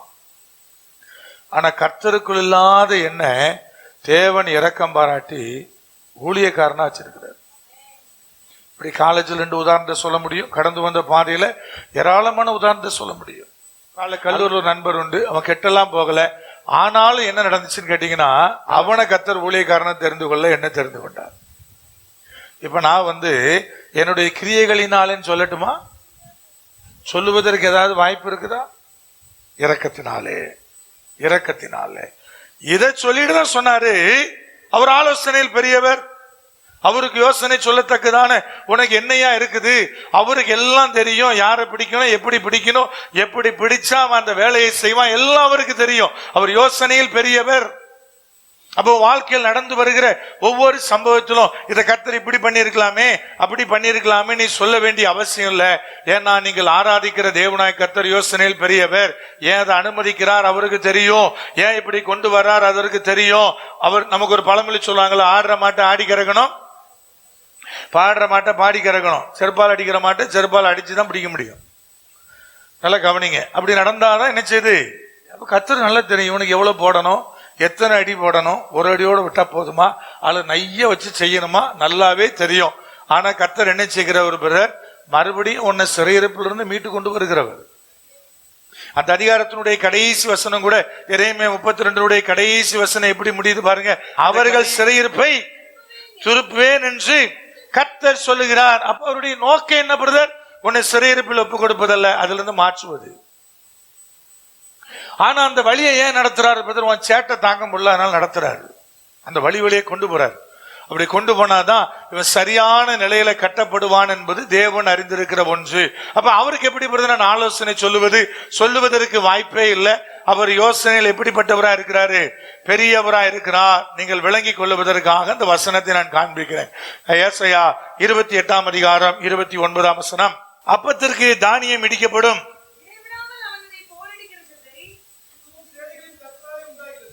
இதுவும் சேனைகளின் கர்த்தராலே உண்டாகிறது. அவர் ஆலோசனையில் ஆச்சரியமானவர், செயலில் மகத்துவமானவர். இந்த ஆலோசனை செயல் ரெண்டுமே ஒட்டியே வந்துட்டு இருக்குது. ஏசாயா எழுதும் போது அப்படிதான் எழுதுறாரு, இங்க எரேமியா எழுதும் போது அப்படிதான் எழுதுறாரு. இன்னொரு வசனம் சங்கீதம் 66:5, தேவனுடைய செய்கைகளை வந்து பாருங்கள், அவர் மனுபுத்திரன் நடப்பிக்கும் கிரியைகள் பயங்கரமானவர். 16:7 சங்கீதம் 16:7, எனக்கு ஆலோசனை தந்த கர்த்தரை துதிப்பேன், காலங்களிலும் என் உள்ளிந்திரியங்கள் என்னை உணர்த்தும். ஆலோசனை எங்க பக்தன் சொல்றாரு, எனக்கு ஆலோசனை தந்த கர்த்தரை துதிப்பேன். அவருக்கு ஆலோசனை எப்படி வந்துச்சு நினைக்கிறீங்க? அது அழகான வரிகளை சொல்ற, காலத்திலும் என்னுடைய உள்ளிந்திரியங்கள் என்ன செய்யும், என்ன உணர்த்தும். அதுக்கு பிறகு ஆலோசனை என்ன பிரதர், ஒன்னு அது உனக்கு உணர்த்தணும். என்ன உணர்த்தணும் பிரதர், நீ ஞானமற்ற இருக்கிற காரியம் என்னது, நீ பாவத்தில் இருக்கிற காரியம் என்னது, நீ செய்யத்தகாதது என்ன காரியத்தை செஞ்சுக்கிட்டு இருக்கிற, அதை உனக்கு உணர்த்தினாதான் அதுக்கு பேர் ஆலோசனை. இப்ப கர்த்தரை ஸ்தோத்தரிக்கிறார். ஏக்கு ஸ்தோத்தரிச்சா பிரதர்? எனக்கு ஆலோசனை தந்த கர்த்தரை நான் ஸ்தோத்தரிக்கிறேன். Right, okay. எப்படி ஆலோசனை வந்துச்சு? அப்படி உள்ளிந்திரியங்கள் ரா காலத்துல அவர்களுக்கு அதை உணர்த்தினது. குறைகள் உணர்த்தப்படணும் இல்லையா? கர்த்தர் எப்படி பேசுறார் பிரதர்? நம்முடைய மனசாட்சிகளோடு நம்ம இடத்துல இடைபடுகிறார், புறஜாதிகளோடு இடைபடுறார், சிந்தைகளோடு இடைபடுகிறார். ரோமர் 2:14-15 சொல்லுகிறது, அந்த சிந்தையும் மனசாட்சியும் ஒன்றை ஒன்று குற்றப்படுத்தி அதுவே ஒண்ணுக்கு ஒண்ணு போராடிக்கிட்டே இருக்குது. கடைசியில ஒரு தீர்ப்பு என்பது கிடைக்கிறது. உங்களுக்கு ஒரு காரியம் உணர்த்தப்படுறீங்க, உங்க மனசுல ஒண்ணு தோணுது, தோணுன ஒண்ணு அங்க சிந்தை ஒண்ணு சொல்லுது. சொல்லிச்சா சொல்லியா? சொன்னாதான் உயிரோடு இருக்குன்னு அர்த்தம், இல்லைன்னா செத்த பிணத்திற்கு சமன் அர்த்தம். ஒண்ணு தோணிச்சு பிரதர், உடனே சிந்தை ஒண்ணு பதில் சொல்லிச்சு. அப்ப ரெண்டும் பாத்தீங்கன்னா ஒண்ணுக்கு ஒண்ணு டிபேட் பண்ணுச்சு. அது யாருக்குள்ளே நடக்குது? அது நமக்குள்ளே நடந்துகிட்டு இருக்குது. ரெண்டும் ஒன்றை ஒன்று குற்றப்படுத்துகிறது. நீ சொல்ற தப்புங்குது, இல்ல நீ சொல்றது தப்புங்குது. உள்ளுக்குள்ள டிபேட் ஓடுது. சிந்தையும் மனசு என்ன செய்யுது? ஒன்னோட ஒண்ணு போராடுது. போராடி கடைசியில் ஒரு தீர்ப்பு வருது. அதுல சுத்த மனசாட்சியோடு இருக்கிறவன், தெளிவான மனநிலையில் இருக்கிறவன், இயேசுவால கழுவப்பட்டவன், அவன் சரியான தீர்ப்புகளை வருவான். அதுதான் தேவன் கொடுக்கிற ஆலோசனை. சில நேரத்தில் ராத்திரி கர்த்தர் தூங்க விடுறதில்லை. ராத்திரி தூக்கமே வரல பிரதர், தூக்கமே வரலன்னு நினைச்சேன்னா உட்காந்து ஜெபம் பண்ணணும், பைபிள் வாசிக்கணும். எதுக்கு? தூக்கம் வர்றதுக்கு இல்லை. கர்த்தர் உங்களோடு சில காரியத்தில் இடைபட விரும்புகிறார் என்று அர்த்தம். ஏதோ ஒண்ணு பேச விரும்புகிறார், ஏதோ ஒண்ணு கர்த்தர் உங்களிடத்துல நினைச்சாரு, இடைபட விரும்புகிறார். ஏன் ஆண்டவர் ராக்காலத்துல அதிகமா செயல்படுறார் அப்படி கேட்டீங்கன்னா, பகல் முழுக்க நம்ம கூட கர்த்தர் செயல்பட்டாலும் நான் விடுறதில்லை. ஏன்னா எனக்கு என்ன வேலை இருக்கு? டீ போடுற வேலை இருக்குது, காய் போடுற வேலை இருக்கு. அதனால என்ன பண்றோம்? என்னங்க தொழில் இருக்குது, வேலை இருக்குது, பைக் ஓட்ட வேண்டி இருக்குது, ஏதோ இருக்குது. அதனால கர்த்தர் என் கூட அதிகபட்சமாக இடைபடுவது நான் ஓய்வா இருக்கிற நேரம். ஓய்வா இருந்தான்னு இடைபடுவாரு. நம்மளே ராத்திரி 2 மணி வரைக்கும் செல்ல நோண்டிக்கிட்டே இருக்கிறது, கண்ணு பீஸ் போற அளவு. அதுக்கு பிறகுதான் படுக்கிறது. அப்புறம் கர்த்தர்கிட்ட இடைபடுறதுக்கு ஏது நேரம்? 8 மணிக்கு படுத்து பாருங்க, 9 மணிக்கு படுத்து பாருங்க. கர்த்தர் இடைபடுறதுக்கு ஒரு நேரம் வச்சிருப்பார். ஏன் பிரதர் அவர் நீங்க ஓய்ந்து இருக்கும்போது அவர் ஏன் இடைபடுறாருன்னு கேட்டீங்கன்னா, அப்பதான் உங்களுக்கு புரிந்து கொள்ளத்தக்கதான ஒரு ஞானமாவது என்ன செய்யும். யாக்கோபை பொருத்தனை பண்ணான். ஆண்டவரே, வெறும் கோலும் கையுமா போறேன், தலையணைக்கு கல் வச்சு படுத்து கிடக்குறேன். அந்த நிலையில பொருத்தனை பண்ணான். என்ன பொருத்தனை பண்ண? ஆண்டவரே உமக்கு தசம பாகத்தை செலுத்துவேன். ஒரு நாளும் செலுத்தல, ஒரு நாளும் செலுத்தல. ஆண்டு சொன்னியே என்னாச்சுன்னு கேட்கவும் இல்லை. திரும்பி வரும்போது 2 பரிவாரத்தோடு வரும்போது அப்பதான் இடைமறிச்சு சொல்றாரு. அவனை சந்திக்கிறார். சந்திக்கும் போது அவனுக்கு யாருன்னு புரியல. உடனே சொல்றாரு, அவன் எங்க பொருத்தனை பண்ணான்னு அந்த இடத்த சொல்றாரு. அங்க சந்திச்சு தேவன் பெத்த இல்ல, ஆதியாகமம் 35. இப்ப நீ என்ன பண்ணு? அங்க கிளம்பும், அங்க போய் பலி செலுத்து. எதுக்கு பிரதர்? அப்பதான் அவனுக்கு அது ஞாபகம் வரும். ஆபிரகாம் அழைப்பை விட்டு திசை மாறி போனான், வேறு திசை நோக்கி போனான், எதிர் திசையில பயணிச்சுட்டு இருந்தான். மேக்கப் போக வேண்டிய வடக்கு போயிட்டு இருந்தான். கர்த்தர் வழியில தடமறித்து, எப்பா நீ மேக்க வர வேண்டிய எதுக்குடா நீ வடக்கு போயிட்டு இருக்கிறன்னு கர்த்தர் ஒரு நாளும் மறிக்கல. அவன் ஆத்தோரமாவே போனான். ஆடு மாடுகள்லாம் கூட இருந்துச்சு, அதுக்கெல்லாம் தேவையான பசும்புல் கிடைக்குதுன்னு அப்படியே போனான். ஊர் மாதிரி போய் உட்காந்துக்கிட்டான். ஹாரன்ல, தமிழ்ல ஹாரன், இங்கிலீஷ்ல ஹாரன்ல உட்கார்ந்து இருந்தான். கர்த்தர் ஏன்டா எங்கடா வந்திருக்கேன்னு அப்பவும் கேட்கல. அவங்க அப்பா செத்த பிறகு வந்து கேட்டாரு, பேசினார். ஏன் பிறகு சாகர வரை விட்டுட்டாரு. அவங்க அப்பா தான் கூட்டு போயிருப்பான். அவரு தெரியும் ஆண்டுருக்கு, இவங்க அப்பன் சாகர வரை இவன் திருந்த மாட்டான்னு தெரியும். எல்லாம் இருப்பான், நான் செத்தா கூட திருந்த மாட்டேன், அவனை ஒண்ணும் செய்ய முடியாது. இங்க கர்த்தருக்கு தெரியுது, ஏன் பிரதர் இடைமறிக்கல, ஏன் ஆண்டு பேசவே இல்லை, அப்படியே விட்டுட்டாரு. அவங்க அப்பா சாகர வரை ஏன் பிரதர் விட்டுட்டாரு? அவருக்கு நல்லாவே தெரியும். இப்ப சொன்னா கேட்கவே மாட்டான். அப்ப ஏன் பிரதர்? நீ கேட்கிற மனையில் இருக்கும்போது கர்த்தர் பேசுவாரு. நீ கேளாத மனையில் இருக்கிறவர் உன்கிட்ட பேச வேண்டிய அவசியமே இல்லை. பேசணும், நீ தான் கேளாத மனநிலையில் இருக்கிற, உங்ககிட்ட கர்த்தர் பேச போறாரு. நீ கேட்கிற மனநிலைக்கு வரும்போது அவர் பேசுவார். அவருக்கு தெரியும் ஆபிரகாம் கேட்கிற மனநிலை அவனுக்கு எப்போ வரும் பிரதர்? எப்ப இந்த ஹாரான காலி பண்ணுவான்னா அவங்க அப்பா இறந்த பிறகுதான் காலி பண்ணுவான். அதனால வெயிட் பண்றாரு. அதனால என்னாச்சு பிரதர்? ஆபிரகாமுக்கு கிடைக்க வேண்டிய எந்த ஆசீர்வாதம் பாதிக்கப்படல, ஆனா எல்லாம் லேட்டா கிடைச்சது. அப்படிதான் இஸ்ரவேல் ஜனங்களும் பண்ணாங்க. 40 நாள் டிராவல் பண்ண வேண்டிய பயணத்தை 40 வருஷமா தனக்க மாத்திக்கிட்டான். கர்த்தருடைய திட்டம் 40 நாள், அதான் தேவனுடைய திட்டம். ஆனா அதை 40 வருஷமா மாத்திக்கிட்டான். கர்த்தர் என்ன பண்ணாரு பிரதர்? விட்டுக்கிட்டே இருந்தார். கேட்கிற மனநிலை வந்துச்சுன்னா உடனே பெற்றுக்கொள்வேன். கேட்கிற மனநிலை வரலன்னா நீ உங்ககிட்ட கர்த்தர் பேசுவதற்கு ரொம்ப லேட் ஆகும். உங்களுக்கு கிடைத்த ஆசீர்வாதம் என்பது ரொம்ப தாமதமா கிடைக்கும். அது வரைக்கும் நிறைய பாடுபட்டு இருப்பீங்க. அதான் சிம்பிளா அதில் அறிந்து கொள்ள வேண்டிய விஷயம். அவருக்கு யார் யோசனை சொல்லுவது? அவருக்கு நல்லாவே தெரியுமே நீ திருந்தே மாட்டேன்னு. அவரையும் அவன்கிட்ட அவர் பேசணும். ரட்சித்தாரு பிரதர். ஒரு பெரிய கூட்டத்திலிருந்து, புறஜாதி மார்க்கத்திலிருந்து, பழைய காரியத்திலிருந்து நம்மளை தேவன் ரட்சித்தாரு. ரட்சித்து தேவன் விடுதலையாக்கினாரு. இன்னும் நான் பழையதை விட மாட்டேன்னா? உங்களுக்கு தெரியுமா பிரதர்? எனக்கு எதுக்கு தெரியணும்னு கேக்குறேன். எனக்கு எங்க சொந்த பந்தங்கள்லாம் எவ்வளவு பெரியவங்க தெரியுமா வச்சுட்டு போ. அது நான் ஏன் தெரியணும்னு கேக்குறேன். நான் தெரிஞ்சு ஒரு பிரயோஜனம் இல்லையே. நானா உங்களை ஆசீர்வாதம் மாற்ற முடியும்? ஆசீர்வாதம் மாத்துறது யாரு? கர்த்தர் வழிதான் நம்ம சொல்லி கொடுப்போம், மாத்துறது அவரு. அப்ப என்ன செய்யறப்ப? இல்ல பிரதர் இப்படித்தானா, அவரோட பேசவே மாட்டாரு, அமைதியா இருப்பாரு. அவர் தெரியும் எங்க ஓடுவ. ஒரு பழமொழி சொல்லுவாங்க, ஓனா இது வரைக்கும் ஓடும், அதிகபட்சம் எங்க ஓடும்? வெட்ட வெளியில இருந்து நீங்க விரட்டினீங்கன்னா வேலி வரைக்கும் ஓடும். அதுக்கு மேல அது ஓடாது, வேகமா போகும். வேலியை கண்டோன்னு ஸ்லோவாயிரும். பாத்திருக்கீங்களா? நாங்க ஓனா பிடிச்சி பார்த்தா நமக்கு தெரியும் இல்லையா? வேகமா ஓடும், பயங்கர வேகமா. வேலியை கண்டோன்னு ஸ்லோவாயிரும். ஏன்னா அதுக்குள்ள ஒரு ஃபீல் என்னன்னு கேட்டா, இந்த வேலி நமக்கு என்னது? ரொம்ப பாதுகாப்பானது. இந்த வெற்ற வெளி நமக்கு பாதுகாப்பற்றது அப்படிங்கிற ஃபீல் அதுக்கு. அதனால அந்த பழமல் இருக்கும். ஆண்டுக்கும் தெரியும் எது வரைக்கும் ஓடு ஓடு பார்ப்போம், எவ்வளவு தூரம் நீ போற பார்ப்போம். அப்போ ஒரு யோசனையில் பெரியவர். அவர் நல்லா தெரியும் பிளஸிங் சேனல் எப்ப பிடிக்கணும் அவருக்கு தெரியும். இன்னொரு மனுஷனை எப்ப பிடிக்கணும் அவருக்கு நல்லாவே தெரியும். எதை செஞ்சா மாட்டுவான்னு அவருக்கு நல்லாவே தெரியும். அவர் அதுக்காக வெயிட் பண்ணிக்கிட்டே இருக்கிறார். அவருக்கு நாம ஒரு புத்தி சொல்ல வேண்டிய அவசியம் இல்லை. அதே போல யோசனையில் பெரியவர் என்று சொல்லப்படுகிற இடத்திலெல்லாம் வருகிற வார்த்தை இங்கேயும் வருகிறது. செயலிலே வல்லவர், செயலிலே வல்லவர். அப்ப தேவனாய் கர்த்தர் அழகா சொல்ல. ரெண்டாவது, அவருக்கு நீ யோசனை சொல்ல வேண்டாம். ரெண்டாவது ஒன்ன புரிஞ்சுக்கொள், நீ ஆராதிக்கிற தேவன் வல்லமையுள்ளவர். உங்க வாழ்க்கையில் அற்புதம் நடக்கலனாலும், என் வாழ்க்கையில் அற்புதம் நடக்கலனாலும் அவர் வல்லவர் என்பதில் எந்த மாற்று கருத்தும் கிடையாது. கேன்சர் சோமாமா பிரதர்? கர்த்தர் கை வச்சா சுகமாகுயா. Kidney சரியாகுமா brother? எல்லாம் சரியாகும். அப்ப எனக்கு ஏன் நடக்கல அப்படி கேட்டீங்கன்னா, உனக்கு நடக்கலன்றதுனால தேவனுடைய வல்லமை குறைச்சி செயல்பட முடியாது. இன்னும் அநேகருக்கு நடந்து கொண்டுதான் இருக்கிறது. செத்தவன் உயிரோடு எழுப்பப்படுவது இப்பவும் நடக்குது.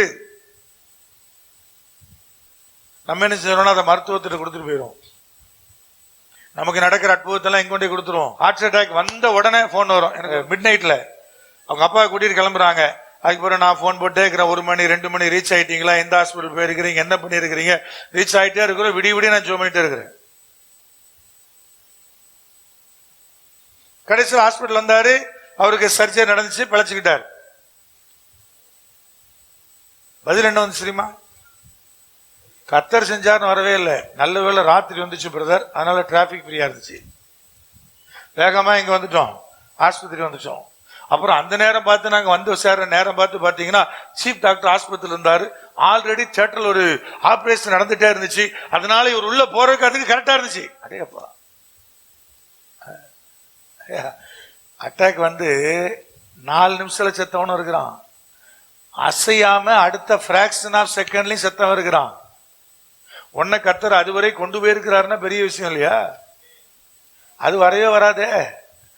அந்த இடத்தை விட்டு நகர முடியாம மரிச்சவன் இருக்கிறானே, அந்த 1 இன்ச்சு கூட அவனை என்ன செய்ய முடியல, தூக்க முடியல அப்படிங்கிற நிலையில மரிச்சவன் இருக்கிறானே, உனக்கு கர்த்தர் கிருபை கொடுத்திருக்கிறார். அது வரவே வராது. அவருடைய செயல்களில் வர்ற வல்லமையெல்லாம் இன்னைக்கு நம்ம என்ன செய்யறோம்னா, கிரெடிட் யாருக்கு பிரதர்? அந்த டாக்டருக்கு, அந்த மருத்துவமனைக்கு அப்படிங்கிற லெவல்ல போயிட்டே இருக்கிறோம். ஆனா அற்புதம் செஞ்சவர் அவங்க இல்ல, கர்த்தர் செஞ்சாரு. அவர் தான் நடப்பித்தார். அவர் செயல்களிலே வல்லவர். அப்ப இன்னைக்கு என்னுடைய தேவனுடைய வல்லமையை நான் குறைச்சு மதிப்பிடுறதுனால அநேக ஆசீர்வாதம் எனக்கு பாதிக்கப்பட்டுக்கிட்டே இருக்கிறோம். ஒரு எல்லைக்கு மேல அவரை செயல்பட முடியாதபடி நாமளே தீர்மானிக்கிறோம். இது எப்படி மாறும் பிரதர்? அதை மாத்திர அவர் கையில் தான் இருக்குது. இனியெல்லாம் என் ஹஸ்பண்ட் திரும்புறது வாய்ப்பே கிடையாது பிரதர், என் பையன்லாம் திருந்துறதுக்கு வாய்ப்பே கிடையாது. இல்லையே, அப்படி கர்த்தர் சொல்லவே இல்லையே. ரட்சிக்க கூடாதபடி என் கை குறுகி போகலன்னு சொல்லியிருக்கிறாரு. அப்ப என்னுடைய ஃபெய்த் எங்க இருக்கணும் பிரதர்? அதுல ஒரு சிக்கல் வேணா இருக்கும். என்ன சிக்கல்னா, ஆண்டவரே என்ன வேணா பையன் ரட்சியும் அப்படிங்கிற லெவலுக்கெல்லாம் போக மாட்டோம். அந்த லெவலுக்கு விட்டுட்டோம்னா நடக்கும். அவர் சில நேரம் கையில் என்ன பண்ணுவார், டபால்னு டக்குன்னு சாட்டையை தூக்குவாரு.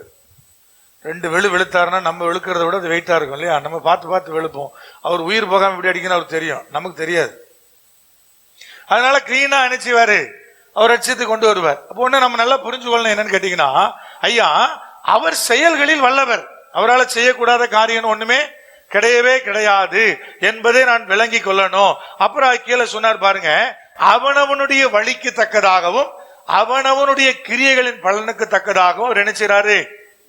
பதிலளிக்கிறார். அதற்காக அவருடைய கண்கள் மனுபுத்தருடைய எல்லா வழிகளின் மேலும் நோக்கமா இருக்கிறது. நான் ஊழியம் பண்றேன்னா என் ஊழியத்தின் மேல் நோக்கமா இருக்கிறது. நான் குடும்பத்தில் எப்படி செயல்படுறேன் என்பதில் தேவன் என் வழிகள் மேல நோக்கமா இருக்கிறார்.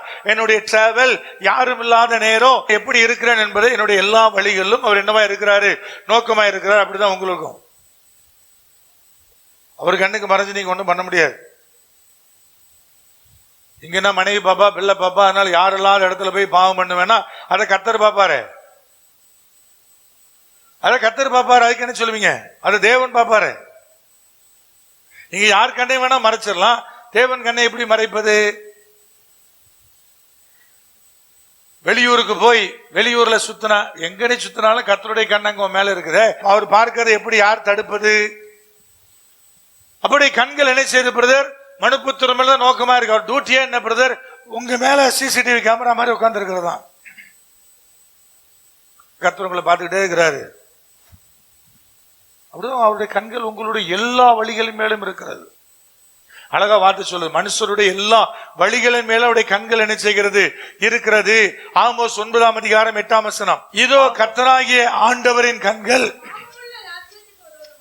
பாவமுள்ள ராஜ்யத்துக்கு விரோதமாக வைக்கப்பட்டிருக்கிறது, அதை பூமியின் மேல் இராதபடிக்கு அழித்து போடுவேன், ஆகிலும் யாக்கோபின் வம்சத்தை முழுவதும் அழிக்க மாட்டேன் என்று கர்த்தர் சொல்லுகிறார். முழுவதும் அப்படின்னு என்ன அர்த்தம்?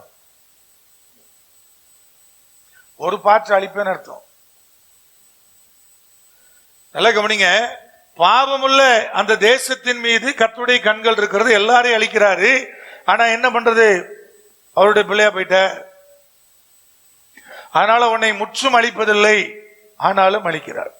வாழ்க்கையில் இருக்கிற கொஞ்சம் பார்ட்ஸ் என்ன செய்து அழிவுக்குள்ளே உட்படுத்தப்படுகிறது. பினான்ஸ் மேல கை வைக்கிறாரு, சர்ற சுகத்து மேல கை வைக்கிற, உன்னை கொல்லல, உயிரோட தான் வச்சிருக்கிறாரு, பட் ஆனா கை வைக்கிறாரு.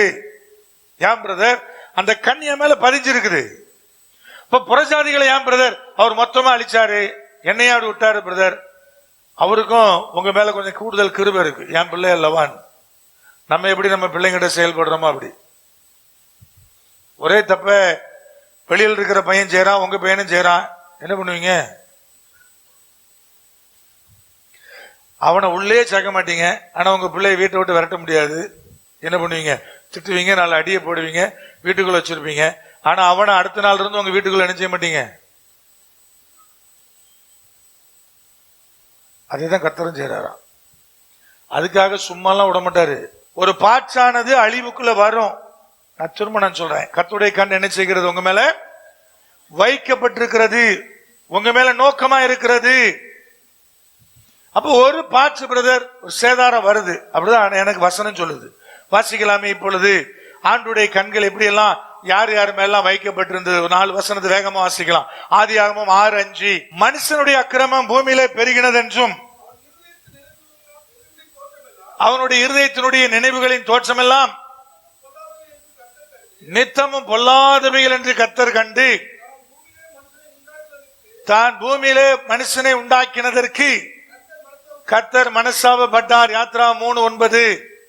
இப்பொழுது இஸ்ரவேல் புத்திரன் கூக்குரல் சந்நிதியில் வந்து எட்டினது,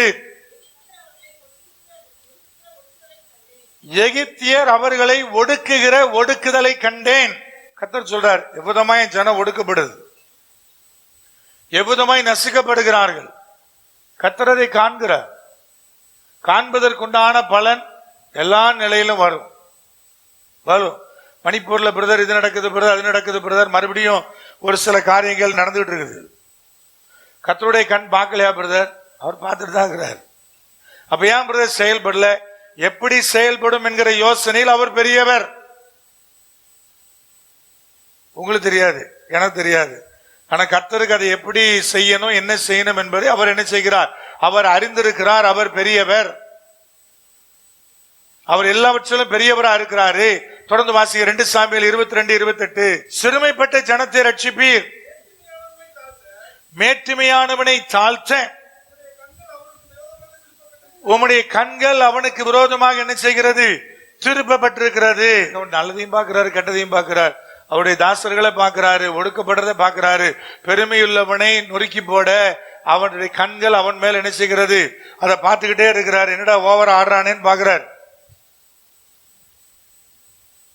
வாழ்க்கையில பெருமை என்பது அவசியமான ஒன்று. நீங்க வாழ்க்கையில் நினைச்சிடாதீங்க. எவ்வளவு கர்த்தர் ஆசீர்வதித்தாலும் தாழ்மையோடு இருக்க என்ன செய்யணும்? கற்றுக்கொள்ளணும்.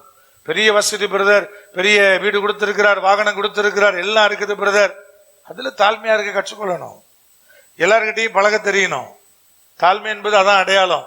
சிறு பிள்ளைகளை போல மாறாவிட்டால், தன்னை தாழ்த்தாவிட்டால் கர்த்தர் சொல்றாருன்னா என்ன அர்த்தம்னா, சின்ன பிள்ளை எப்படி தாழ்மையா இருக்குதோ அப்படி. அது எப்படி தாழ்மையா இருக்கும் பிரதர்? அதுக்கு ஜாதி மத இன பேதம் எதுவும் இருக்காது. ஒரு பிள்ளைகிட்ட சண்டை போடும், அடுத்த செகண்டே போய் என்ன செய்யும்? அது யாரையும் அறிவு இருக்காது. இன்னொரு பிள்ளை அப்படியே மூக்கு ஒழுகிட்டே இருக்கும், ஆனாலும் பக்கத்துல ஆடிக்கிட்டே இருக்கும். உங்களுக்கு தான் என்னவா இருக்கும்? ஏன்னா அந்த பிள்ளை அறிவு இருக்குல்ல. ஆனா மூக்குல வெடிஞ்சு இப்படி இப்படி தொடச்சதை நீங்க என்ன பண்ணீங்க? அதான் சின்ன பிள்ளைக்கு நமக்குள்ள வித்தியாசம். நீங்க ஒண்ணு அது கூட போய் நிக்காதீங்க, இப்படி வாம்பிங்க.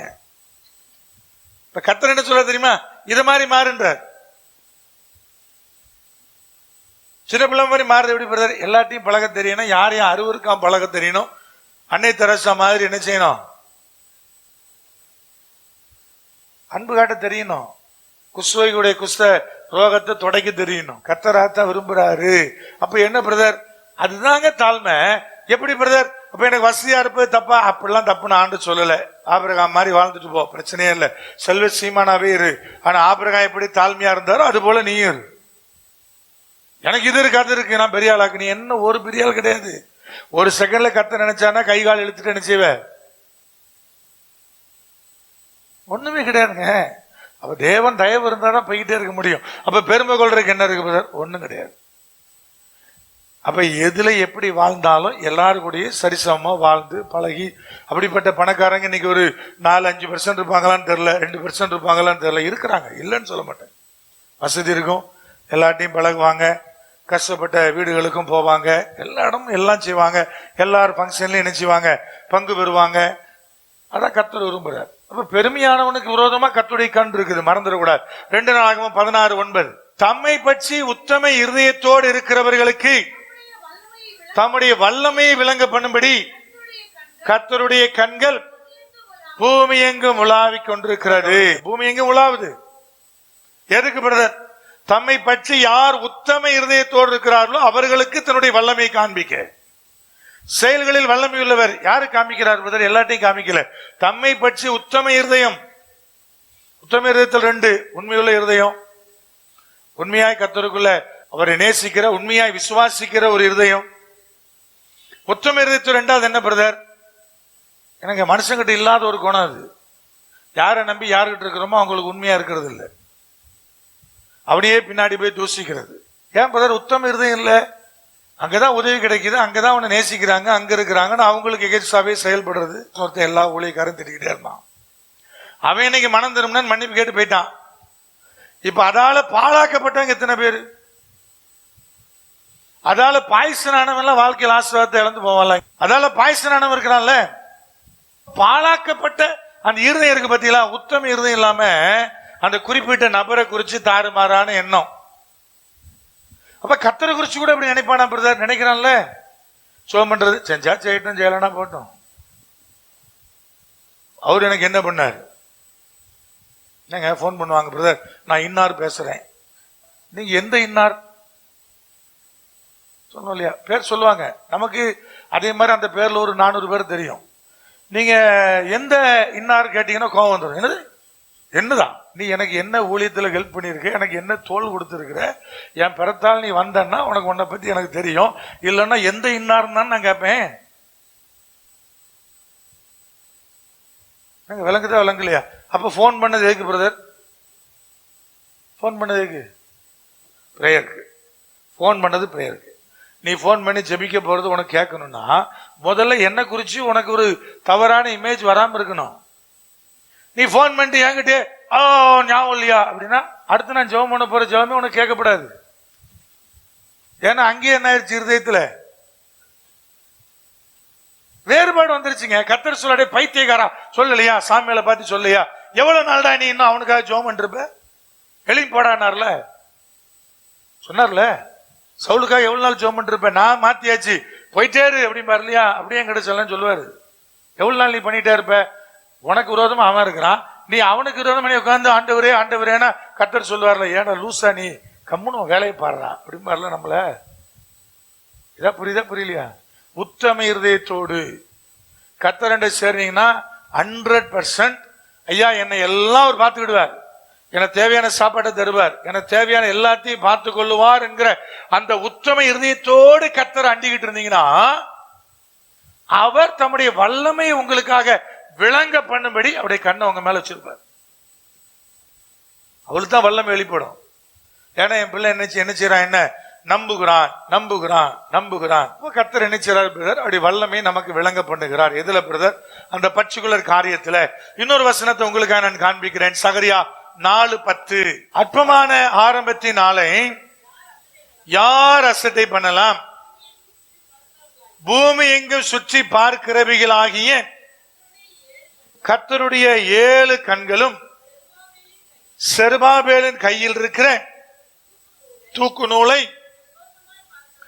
சந்தோஷமாய் பார்க்கிறது அப்படின்னு ஆண்டவரே கர்த்தர் சொன்னார். முன்னாடி சொன்னாரு, பலத்தினாலும் அல்ல பராக்கிரமத்தினாலும் அல்ல என் ஆவினாலே ஆகும். இந்த பின்னணி உங்களுக்கு தெரியும் நினைக்கிறேன். செருபாபேல் என்ன பண்ணாரு, இடிந்து கிடக்கிற ஆலயத்திற்கு அஸ்திவாரம் போட்டார். அப்ப ஜனங்களுடைய பார்வையில எப்படி இருந்துச்சுன்னு கேட்டீங்கன்னா, இதெல்லாம் நடக்குமா? எருசலேம் மலங்கத்தை கட்டும் போது சொன்னான், இதெல்லாம் நடக்குமாயா? மேல நரி ஏறி ஓடிச்சுன்னா என்ன ஆயிரும், இடிஞ்சு விழுந்துரும். இது யாருடைய பார்வை? மக்களுடைய பார்வை. அப்ப அன்றைக்கு அந்த ஆலயத்திற்கு அஸ்திவாரம் போடும் போது மக்களுடைய பார்வை என்னன்னு கேட்டீங்கன்னா, இதெல்லாம் நடக்கவா போகுது அப்படிங்கிற பார்வை. கர்த்தருடைய பார்வை எப்படி கேட்டீங்கன்னா, அவருடைய 7 கண்களும் செருபாபேல் கையில் வைத்திருந்த தூக்கு நூலை என்ன செய்தது, சந்தோஷமா பாக்குது. தூக்கு நூல்னா உங்களுக்கு தெரியும், மெட்ராஸ் பாஷையில வட்டுக்குண்டு, ஒரு சதுர பலகை இருக்கும், கீழே என்ன செய்யும் ஒரு குண்டு தொங்கிட்டு இருக்கும். அது இல்லாம எந்த கொத்தனாராலும் எந்த கட்டடத்தையும் என்ன செய்ய முடியாது. இன்னைக்கு வரைக்கும் அதான் யூஸ் பண்ணிட்டு இருக்கிறாங்க. அப்போ கர்த்தர் சொல்ற ஐயா, அதை கர்த்தருடைய கண் சந்தோஷமாய் பார்த்தது. இன்னொரு புதிய ஏற்பாட்டுல ஆண்டவராக இயேசு கிறிஸ்து கிட்ட வந்து, அப்பா இவன் அற்புதம் செய்ய தகுதியானவன் சீசர்கள் சொல்லும் போது சொன்னாங்க, இவன் நமக்காக ஒரு செபாலயத்தை என்ன பண்ணிருக்கிறான், கட்டி. கர்த்தர் அதுக்கு ஓகேன்னு அக்செப்ட் பண்ணி இறங்கினாரா இறங்கலையா? இதே மாதிரி சந்தர்ப்பத்தில் அவங்க அம்மா போய் சொன்னாங்க. என்ன சொன்னாங்க, கல்யாண வீட்டுல என்ன பண்ணிட்டு ரசம் குறைபட்டது அப்படின்னு சொல்லும் போது அவர் என்ன சொன்னாரு, வா வேலையை பாருனார்ல, உனக்கு எனக்கு என்ன அப்படின்னு அர்த்தம், வா வேலையை பாருன்னு அர்த்தம். உனக்கு எனக்கு என்ன, என் வேலை இன்னும் என் வேலை இன்னும் வரல. யாருக்கு சொன்னார்? சொந்த அம்மாவுக்கு சொன்னாரு. நீங்க யோசிச்சு பாருங்க, கல்யாண வீட்டுல நிறைய பேர் இருந்திருப்பாங்க. நடுவுல இயேசு அந்த வார்த்தையை சொன்னா அம்மாவுக்கு எவ்வளவு கோவம் வந்திருக்கணும்ல. இந்த காலத்து அம்மாவுக்கு கோவம் வருமா வராதா? அப்படி விட்டுரும். உங்களுக்கு கோவம் வருமா வராதா? எல்லாரும் முன்னாடி வேலையை பாரு அப்படின்னு உங்களுக்கு எவ்வளவு கோவம் வரும்ல. நான் அவரை விட சொன்னாரு, எனக்கு உனக்கு என்னன்ட்டாரு. அதே மாதிரி இப்ப என்ன அதுக்கு அப்படின்னு கேட்கல. இவன் நமக்காக ஒரு ஆலயத்தை கட்டி கொடுத்திருக்கிறான் அப்படி சிபாரிசு சொல்லும் போது சிபாரிசு அவர் அக்செப்ட் பண்ண மாட்டார் இல்லையா? அப்ப இப்ப அதுக்கு என்னன்னு கேட்கல, சரின்னு இறங்கினார்ல. ஏங்க வசனம் சொல்லுங்க, செருபாபேல் கையில் இருக்கிற தூக்கு நூலை அவர் அப்படி பார்த்தார்னா, யார் யார் தேவனுடைய ராஜ்யத்தை கட்டுகிறார்களோ எல்லாரும் மேலும் கர்த்தருடைய பார்வை எப்படி இருக்கும், சந்தோஷமா இருக்கு. அவர் மகிழ்ச்சியா இருப்பார். அவர் மகிழ்ச்சியா இருக்குமா என்ன செய்வார், பதில் ஆசிர்வதிப்பாரு. இதை விளங்குதா விளங்கலையா? தாவீது ஆலயத்தை கட்டணும் நினைச்சு சொன்னார், உனக்கு ஒரு நிலையான வீட்டை கட்டி தருவேன்னாரு. போட்டிருக்கு பைபிள்ல. உங்களுக்கு பிரதர் நீங்களும் செஞ்சு பாருங்க, தருவாரு. ஏன்னா பைபிள் சொல்லுது, அவருடைய கண்கள் மனுஷருடைய எல்லா செய்கையின் மேலே இருக்குது. அப்ப இந்த செய்கை எப்படி பார்க்கிறாரு பிரதர்? அந்த செருபாபேல் கையில் இருந்த தூக்கு நூலை எப்படி பார்த்தாரு? சந்தோஷமாய் பார்த்தார். அப்ப தன்னை நம்பி இருக்கிற தம் மீது அந்த உத்தம இருதயத்தோடு இருக்கிற ஜனங்கள் மேல அவருடைய பார்வை எப்படி இருந்தது? இவனுக்காக என்னுடைய வல்லமையை விளங்க பண்ணணும்னு இருந்துச்சு. உத்தம இருதயத்தோடு இருக்கிற ஜனங்கள் மேல அப்படி பார்த்தார். இப்ப அடுத்த கேள்வி, மேட்டிமையான மனுஷனை கர்த்தர் எப்படி பார்த்தாரு? அழித்து போட பார்த்தார். பாவத்துல பெருகி இருந்த பட்டணத்தை தேவன் எப்படி பார்த்தாரு? அந்த பட்டணத்தை அழித்து போட பார்த்தார். அதே பாவத்தில் இருந்த தன்னுடைய ஜனமாகிய அந்த யூதா ஜனத்தை எப்படி பார்த்தாரு? மட்டாய் அழிக்கும்படி பார்த்தார். விளங்கிட்டு வழங்கலையா? இப்ப கர்த்தருடைய கண்கள் மனுஷனுடைய எல்லா செய்கையும் பார்த்துக்கிட்டே இருக்குது. உங்க செய்கையில வேறுபடும் போது அந்தந்த செய்கைக்கு தக்கதாக தேவன் சில காரியங்களை உங்கள் வாழ்க்கையில் என்ன செய்கிறார்? நடப்பிக்கிறார். அப்ப பிரதர், இந்த மாதிரி நான் அடி வாங்கிட்டேன் பிரதர், மிதி வாங்கிட்டேன், இழப்பு வந்துருச்சு பிரதர், என்ன செய்யட்டும்? இந்த எரேமியா 32 எரேமியா கதறின மாதிரி கதறு. கர்த்தர் சொல்வாரு, உன் சிறை இருப்ப நான் என்ன செய்வேன்? மாத்துவேன். நான் உன்னை திரும்ப கூட்டிட்டு வருவேன். திரும்ப நான் உன்னை என்ன செய்வேன்? கட்டுவேன். அதுக்கு பின்னாடி அந்த பட்டியல பாத்தீங்கன்னா அப்படியே அழகா சொல்லிக்கிட்டே இருந்தார். இது எல்லாத்தையும் விட 38ஆம் வசனத்துல சொன்னாரு, அவர்கள் என் ஜனமா இருப்பார்கள், நான் அவர்கள் தேவனா இருப்பேன். உரிமையை கொடுப்பாரியா? என் ஜனங்கிற உரிமையை தருவார். நீங்க மனம் திரும்பிட்டீங்கன்னா போதும், என் ஜனையா, என் பிள்ளை மறுபடியும் தோல்ல கை போடுவார். அதை விட பெரிய உரிமை என்ன இருக்கு? இது என்னுடைய பிள்ளை என்று தோல்ல கை போடுவார். அப்படின்னா சொல்லாது, என் ஜனம், நான் அவருடைய தேவன். அதுக்கு பின்னாடி சொல்லார், தங்களுக்கும் தங்கள் பின்னடியாருக்கும் தங்கள் பிள்ளைகளுக்கும் நன்மை உண்டாகும்படி சகல நாட்களிலும் எனக்கு பயப்படும்படிக்கு நான் அவர்களுக்கு ஒரே இருதயத்தையும் ஒரே வழி என்ன செய்வேன்? கட்டளையிடுவேன். அப்ப நல்லா கவனிங்க, கர்த்தருக்கு பயப்படுகிற பயம் பின்னடியாருக்கும் பிள்ளைகளுக்கும் நன்மை கொண்டு வருது. முன்னாடி வாசம் பின்னடியாருக்கும் பிள்ளைகளுக்கு என்ன உண்டாச்சு? அது நிமித்தமா இருக்கிற கேள்வியை கேட்பேன்னாரு, வழ கொண்டு வருவேன்னாரு. இங்க என்ன சொல்றாரு? கர்த்தருக்கு பயப்படுகிற பயம் உனக்குள்ள வந்துருச்சுன்னா பின்னடியாருக்கும் பிள்ளைக்கு என்ன உண்டாகும்? என்ன உண்டாகும்? நன்மை உண்டாகும். பயப்படணும்ல, நிர்விசாரம் போக கூடாதுல்ல. ஒரு சின்ன காய்ச்சல் தலைவலி வந்தா கூட ஏன் வந்துச்சுன்னு யோசிக்கணும், ஏன் நடக்குதுன்னு யோசிக்கணும். ஒரு சிறு விபத்து பிரதர், அடிபட்டுருச்சு பிரதர், உடனே யோசிக்கணும் ஏன் வந்துச்சு. அப்ப கர்த்தர் யோசனைக்கு ஒரு பதில் தருவார். என்ன தருவார்? இதனாலதான். அதுல என்கிட்ட குறை இருந்தா குறைய சுட்டி காட்டுவாரு, அல்லது வேறு காரியமா இருந்தாலும் அது என்ன செய்வாரு? காமிப்பாரு. எல்லாம் உலகத்துல நடக்கதாங்க செய்யும். அப்படிங்கிற மாதிரி எருவு மாட்டுல மழை பெஞ்ச மாதிரி போகக்கூடாது. அது எருவு மாட்டுல மழை பெஞ்சா அது என்ன அசரவா போகுது? பசுமாடா கொஞ்சம் பிடிக்கும். எருமாடு நினைச்சு அப்படியே போகுது இல்லையா? அதே மாதிரி எது நடந்தாலும் அப்படியே போகக்கூடாது. கொஞ்சம் உட்காந்து யோசிக்கணும். யோசித்து ஏன் நடந்துச்சு. உலகத்தில் எல்லாருக்கும் சளி பிடிச்சா சளி பிடிக்குங்க, சளியும் காய்ச்சலும். உடல் வலியோடு கூடிய காய்ச்சல் சீசன் இப்போ அந்த எல்லா இடம் தான் இருக்குது. எனக்கு இருந்துச்சு, உனக்கு ஏன் வந்துச்சுன்னு கொஞ்சம் ஜோம் பண்ணி யோசி. அப்ப அதுல தீமையான ஒண்ணு உன் வீட்டுக்குள் நுழைச்சிருந்தாலும் காமிப்பாரு, ஒரு சர்ப்பம் நுழைஞ்சிருந்தாலும் என்ன செய்வாரு? காமிப்பாரு. உங்ககிட்ட குறை இருந்தாலும் சுட்டி காட்டுவாரு. விளங்குதா விளங்கலையா? உங்ககிட்ட குறை இருந்தாலும் கர்த்தர் என்ன செய்வாரு? இதனாலதான். அப்ப நான் மனம் திரும்பும் போது கர்த்தர் பின்னடியாருக்கும் பிள்ளைக்கும் என்ன உண்டாகும்? நன்மை உண்டாகும். இது ஆண்டவராய் கர்த்தர் அங்கே சொல்லுகிற வார்த்தை. என்ன சொல்றாரு? அவர்களுக்கு நன்மை செய்யும்படி நான் அவர்களை விட்டு பின்வாங்குவதில்லை என்கிற நித்திய உடன்படிக்கை அவளோட பண்ணி அவர்கள் என்னை விட்டு அகன்று போகாதபடி எனக்கு பயப்படும் பயத்தை அவர்கள் இருதயத்துல வைத்து, திரும்ப சொல்ல, நன்மை செய்யும்படி அவர்கள் மேல் சந்தோஷமா இருந்து என் முழு இருதயத்தோடும் என் முழு ஆத்மாவோடும் அவர்களை இந்த தேசத்துல நிச்சயமாய் நாட்டுவேன். நான் நாட்டுவேன் விடல, முழு இருதயத்தோடு முழு ஆத்மாவோடு நாட்டுவேன். அப்ப என்ன அர்த்தம் பிரதர்? கேட்கிறானே அப்படின்னு எண்ணத்தில் நாட்டுவதல்ல, உண்மையாகவே உள்ளபூர்வமாய் என்ன செய்வது? என் ஜனத்தை நான் நாட்டுவேன் அப்படின்னு சொல்றாரு. அப்ப இதுதான் கர்த்தருடைய நோக்கம்.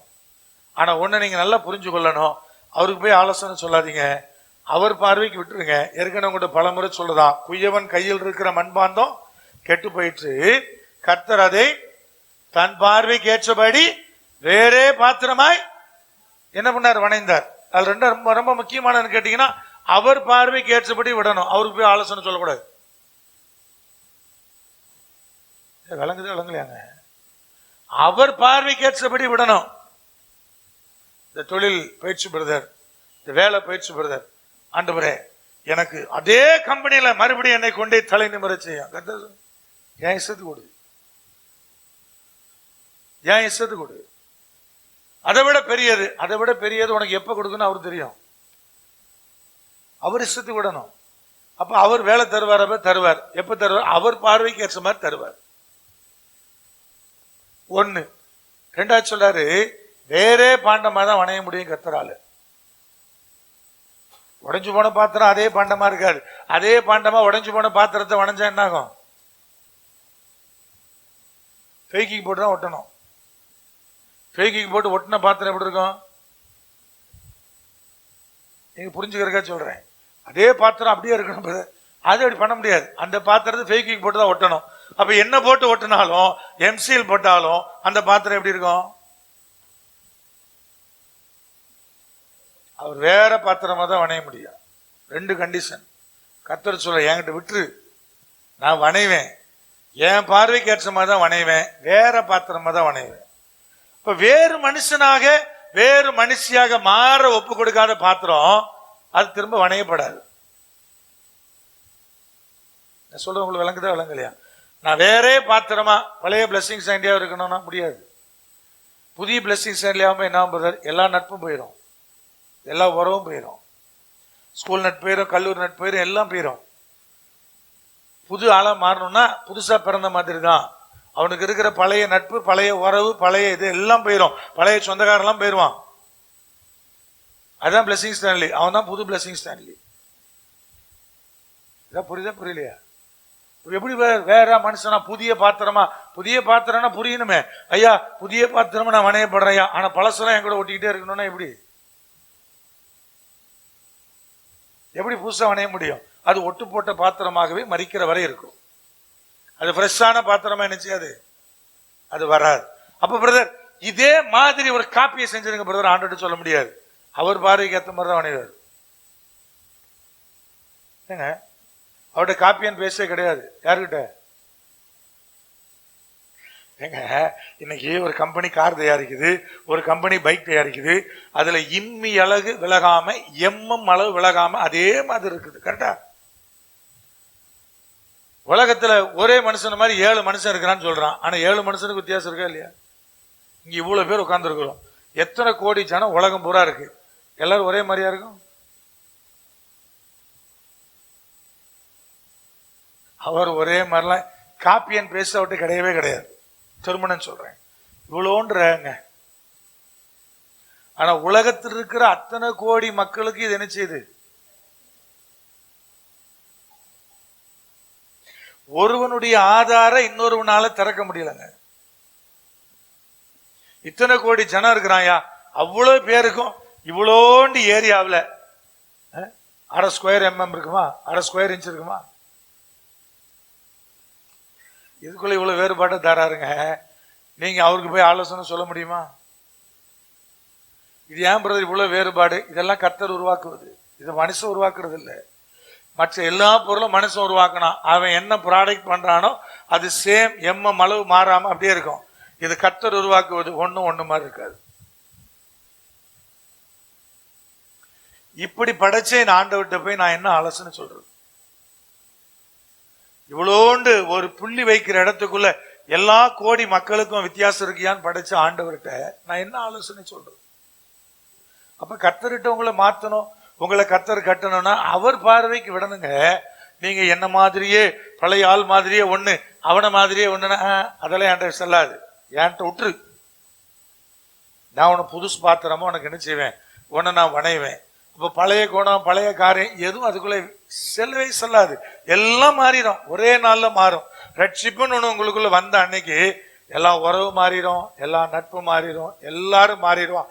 யார் யாரெல்லாம் தூக்கி உங்களை தலையில வச்சிருக்கிறானோ எல்லாரும் உங்களை பயக்க ஆரம்பிச்சிருவான். ஒரே நாள்ல நடக்கும். நீ கர்த்தருக்குள் நிக்கிற அந்த ஒரே ஒரு சிங்கிள் டேல நடக்கும். கர்த்தர் நினைச்சுவாரு பிரதர், அவர் பார்வைக்கு ஏற்ற மாதிரி. வேறே பாத்திரம் தான், வேறே பாத்திரம் தான். திருமணம் சொல்றேன், ஐயா இப்படி எல்லாம் என் வாழ்க்கையில் நடக்குதுன்னா அவருக்கு போய் ஆலோசனை சொல்லாது. ஆண்டவர் எனக்கு இதை சரிப்படுத்தி கொடுத்துரும். கர்த்தர் அதெல்லாம் பண்ண முடியாதுன்றார். உனக்கு என்ன பண்ணணும் எனக்கு தெரியும் பாரு, நீ என்ன செஞ்சா எவ்வளவு காரியம் பாரு. ஆண்டவரே நான் அவனை நம்பி இருக்கிறேன், எங்க அப்பா என்ன கைவிட மாட்டாருன்னா செருப்பால் அடிச்சு கொஞ்ச நாள் ஒரு அப்பாட்ட உட்கார வச்சு நொறுக்கி ஒண்ணு இல்லாம வந்து ஆண்டவரேன்னு கொண்டுருவார். எங்க அண்ணன் என்ன கைவிட மாட்டான், செருப்பை கழுத்து அடிச்சு விரட்டுவார். நம்ம என்ன செய்யணும் பிரதர்? விட்டுறணும். பார்த்துட்டு வந்துரு, எல்லாத்தையும் பார்த்துட்டு வந்துரு. கத்தரோட சொல்ல எல்லாத்தையும் பார்த்துட்டு வா, கடைசியா வாயாண்ட. நான் என்ன செய்வேன்? நான் வேற பாத்திரமா தான் மாற்ற முடியுமே தவிர நீ சொல்ற மாதிரி இது மாதிரி அது மாதிரிலாம் என்னால் உருவாக்க முடியாது அப்படியே கத்தர் சொல்லுவார். அப்ப தேவன் என்ன செய்யறாரு பிரதர்? இதுதான் சத்தியம், இதான் ஆண்டவர் சொல்றாரு. என்னுடைய எல்லா வழிகளையும் அவர் பார்த்துக்கிட்டே இருக்கிறார். இன்னைக்கு நீங்க ஆசீர்வாதமா இருந்தீங்கன்னா உன்னை மனசுல வச்சுக்கிடுங்க. அடிபடாதபடி சிறைப்படாதபடி வாழ உங்கள் செய்கைகளை ஒருவர் கவனிக்கிறார் என்கிற எண்ணம். அடிபட்ட பிரதர், சிறைப்பட்டிருக்கிற பிரதர், கத்தட்ட மன்றாடி, ஐயா உண்மை இஷ்டத்துக்கு என்ன மாற்றம், என் நிமித்தமான காரியம் பிள்ளைக்குள்ள தொடர வேண்டாம், எனக்கு பின்னாடி யாருக்கும் பிள்ளைகளுக்கும் நன்மை உண்டாக எனக்குள்ள ஒரு ஆசீர்வாதத்தை தாரன்னு கேட்கிற மனநிலை. இது சரியான நிலையில் இருக்கும்போது கர்த்தர் உங்களை உயிர்ப்பித்து பலப்படுத்தி நிறுத்துவார். அவர் செய்கையில் வல்லவர், அவர் செய்கையில் வல்லவர். எதையும் மாற்ற முடியும். எனக்கு ஏங்க மாத்தல? மாற்ற முடியுங்க. நீ மாறுறதுக்காக கர்த்தர் வெயிட் பண்றார். எனக்கு ஏன் மாத்தல, எனக்கு ஏன் மாத்தலன்னா முடியும். நீ மாறுவதற்காக அவர் காத்திருக்கிறார். நீங்கள் மாறிட்டீங்கன்னா ஒரு பெரிய மாற்றத்தை உங்க வாழ்க்கைக்குள்ள பார்ப்பீங்க. அந்த ஆசீர்வாதத்தை கர்த்தர் உங்களுக்கு கட்டளையிடுவாராக. அப்படியே இருக்கிற இடத்துல எழுந்திருக்கலாம், ஜெபிக்கலாம். கர்த்தர் நம்மோடு பேசுகிறதான காரியம், பேசினதான காரியம். யோசனையில் பெரியவர், செய்கையில் வல்லவர். என்னுடைய செய்கைக்கு தக்கதான பலனை எனக்கு கொடுக்கிறவர். அதுக்காக அவருடைய கண் என் மேல் இருக்குது. எல்லார் மேலேயும் கண் இருந்துச்சியா? துன்மார்க்கன் மீதும் தேவனுடைய கண் இருந்தது, நீதிமான் மேலும் கண் இருந்தது. ஆனா 2 பேர் மேலும் கர்த்தர் பார்த்த பார்வையில் வித்தியாசம் இருந்தது. நோவா மேலேயும் கண் இருந்தது, அந்த காலகட்டத்தில் இருக்கிற எல்லா மனுஷர் மேலேயும் கண் இருந்தது. ஆனா பார்வையில் வித்தியாசம் இருந்தது. உத்தம இருதயத்தோடு தன்னை அண்டிக் கொள்ளுகிற பிள்ளைகள் மீதும் தேவனுடைய பார்வை இருக்கிறது. அந்த பார்வை உன்னதமானது. தேவனுடைய ராஜ்யத்தை கட்டுகிற, கர்த்தருடைய ராஜ்யத்தை கட்டி எழுப்புகிற செருபாபேல் மாதிரியான ஆட்கள் மீதும் தேவனுடைய கண் இருந்தது. அதனுடைய பார்வை அது மகிழ்ச்சியான பார்வை, அது சந்தோஷமான பார்வை. எல்லாரையும் கர்த்தர் பார்க்கிறார், உங்க எல்லாரையும் பார்க்கிறார். ஆனா என்ன நிலையோடு பார்க்கிறார் என்பதை சற்று நீங்க யோசித்து பாருங்க. கோபமா பார்க்கிறாரா? எரிச்சலா பார்க்கிறாரா? மகிழ்ச்சியா பார்க்கிறாரா? இவனுக்கு எதையாவது ஒண்ணு நான் செய்யணும், என்னை நம்பி உத்தம இருதயத்தோடு இருக்கிறானே, இவனுக்கு என் வல்லமையை காமிக்கணும், இவனுக்கு ஏதாவது ஒன்றை செய்யணும் என்கிற நிலையில கர்த்தர் உங்களை பார்க்கிறாரா என்பது உங்களுக்கு நன்றாகவே தெரியும். கர்த்தருக்காக இதெல்லாம் இழந்துட்டேன் பிரதர், ஒரு நாளும் நீங்க அப்படி சொல்லவே முடியாது. நான் சொல்ல முடியாது. ஏன் இந்த ஆலயம் கட்டப்பட்டுச்சு, அந்த கிராமத்தில் அந்த ஆலயம் எழும்புச்சு, அதற்காக உதவி பண்ண, இதுக்காக உதவி பண்ணினேன், எல்லாம் கர்த்தருடைய கணக்கில் இருக்கும். உங்களை கர்த்தர் பார்க்கிற பார்வையே வேறு. ஏன் இன்னைக்கு ஜீவனோடு கர்த்தர் வச்சிருக்கிறார்? அவ்வளவு பெரிய விபத்து நடந்து இன்னைக்கு நான் உயிரோடு இருக்கிறேன். 13 வருஷம் ஆயிட்டு தாண்டி கிட்டத்தட்ட 13 ஆண்டுகளை நான் கடந்து வந்துட்டேன். இன்னும் கர்த்தர் வச்சிருக்கிறார்னா நீங்க உயிரோடு இருப்பதற்கும், ஜீவனோடு இருப்பதற்கும், காக்கப்படுவதற்கும், அழிக்கப்படாமல் இருப்பதற்கும் அதுதான் காரணம். என்னுடைய ஏதோ ஒரு செய்கை தேவன் பார்த்த விதம் அது மகிழ்ச்சியா இருந்தது. இவளுக்காக, இவனுக்காக என் வல்லமையை காண்பிக்கிறேங்கிற கோணத்துல பார்த்தாரு. ஏதாவது ஒண்ணு என் பிள்ளைக்காக செய்யணும் என்று அவர் பார்த்ததனுடைய வெளிப்பாடு இன்னைக்கு நாம் ஆசீர்வாதமா நிற்கிறோம். இன்னைக்கு என் மீது தேவனுடைய பார்வை எப்படி இருக்கிறது, எந்தெந்த செயல் நான் செய்யும் போது கர்த்தர் எப்படியெல்லாம் பார்த்தார் என்பதை உணர்ந்து ஒரு முழுமையான அர்ப்பணிப்புக்குள்ள உங்க வாழ்க்கையை ஒப்புக் கொடுங்க. எங்கள் பரிசுத்த தகப்பனே, எங்கள் வல்ல பிதாவே, உங்களுடைய நேச சமூகத்தில் அன்பு பிள்ளைகளை தாழ்த்தி நாங்கள் ஒப்புக் கொடுக்கிறோம். நாங்கள் தியானித்திருக்கிற வார்த்தைகளை கேட்டிருக்கிற எங்கள் பிள்ளைகளுக்குள்ளாக தகப்பனே நாட்டுவேன் சொன்னீர் அல்லவா, முழு இருதயத்தோடு முழு ஆத்துமாவோடு என் ஜனத்தை நாட்டுவேன் சொன்னீர் அல்லவா, சிறையிருப்பிலிருந்து கொண்டு வருவேன் சொன்னீர் அல்லவா. அந்த ஆசீர்வாதம் எல்லாம் விளையட்டும், ஆசீர்வதித்து நடத்தும். இயேசு கிறிஸ்துவின் நாமத்தில் தானே ஜெபிக்கிறோம் எங்கள் ஜீவனுள்ள பரிசுத்த பரம தகப்பனே. கர்த்தராகிய இயேசு கிறிஸ்துவினுடைய கிருபை, பிதாவாகிய தேவனுடைய அன்பு, பரிசுத்த ஆவியானுடைய ஐக்கியம் இப்பொழுது சதா உங்கள் அனைவரோடு கூட நித்தியமாய் நிலைத்திருப்பதாக.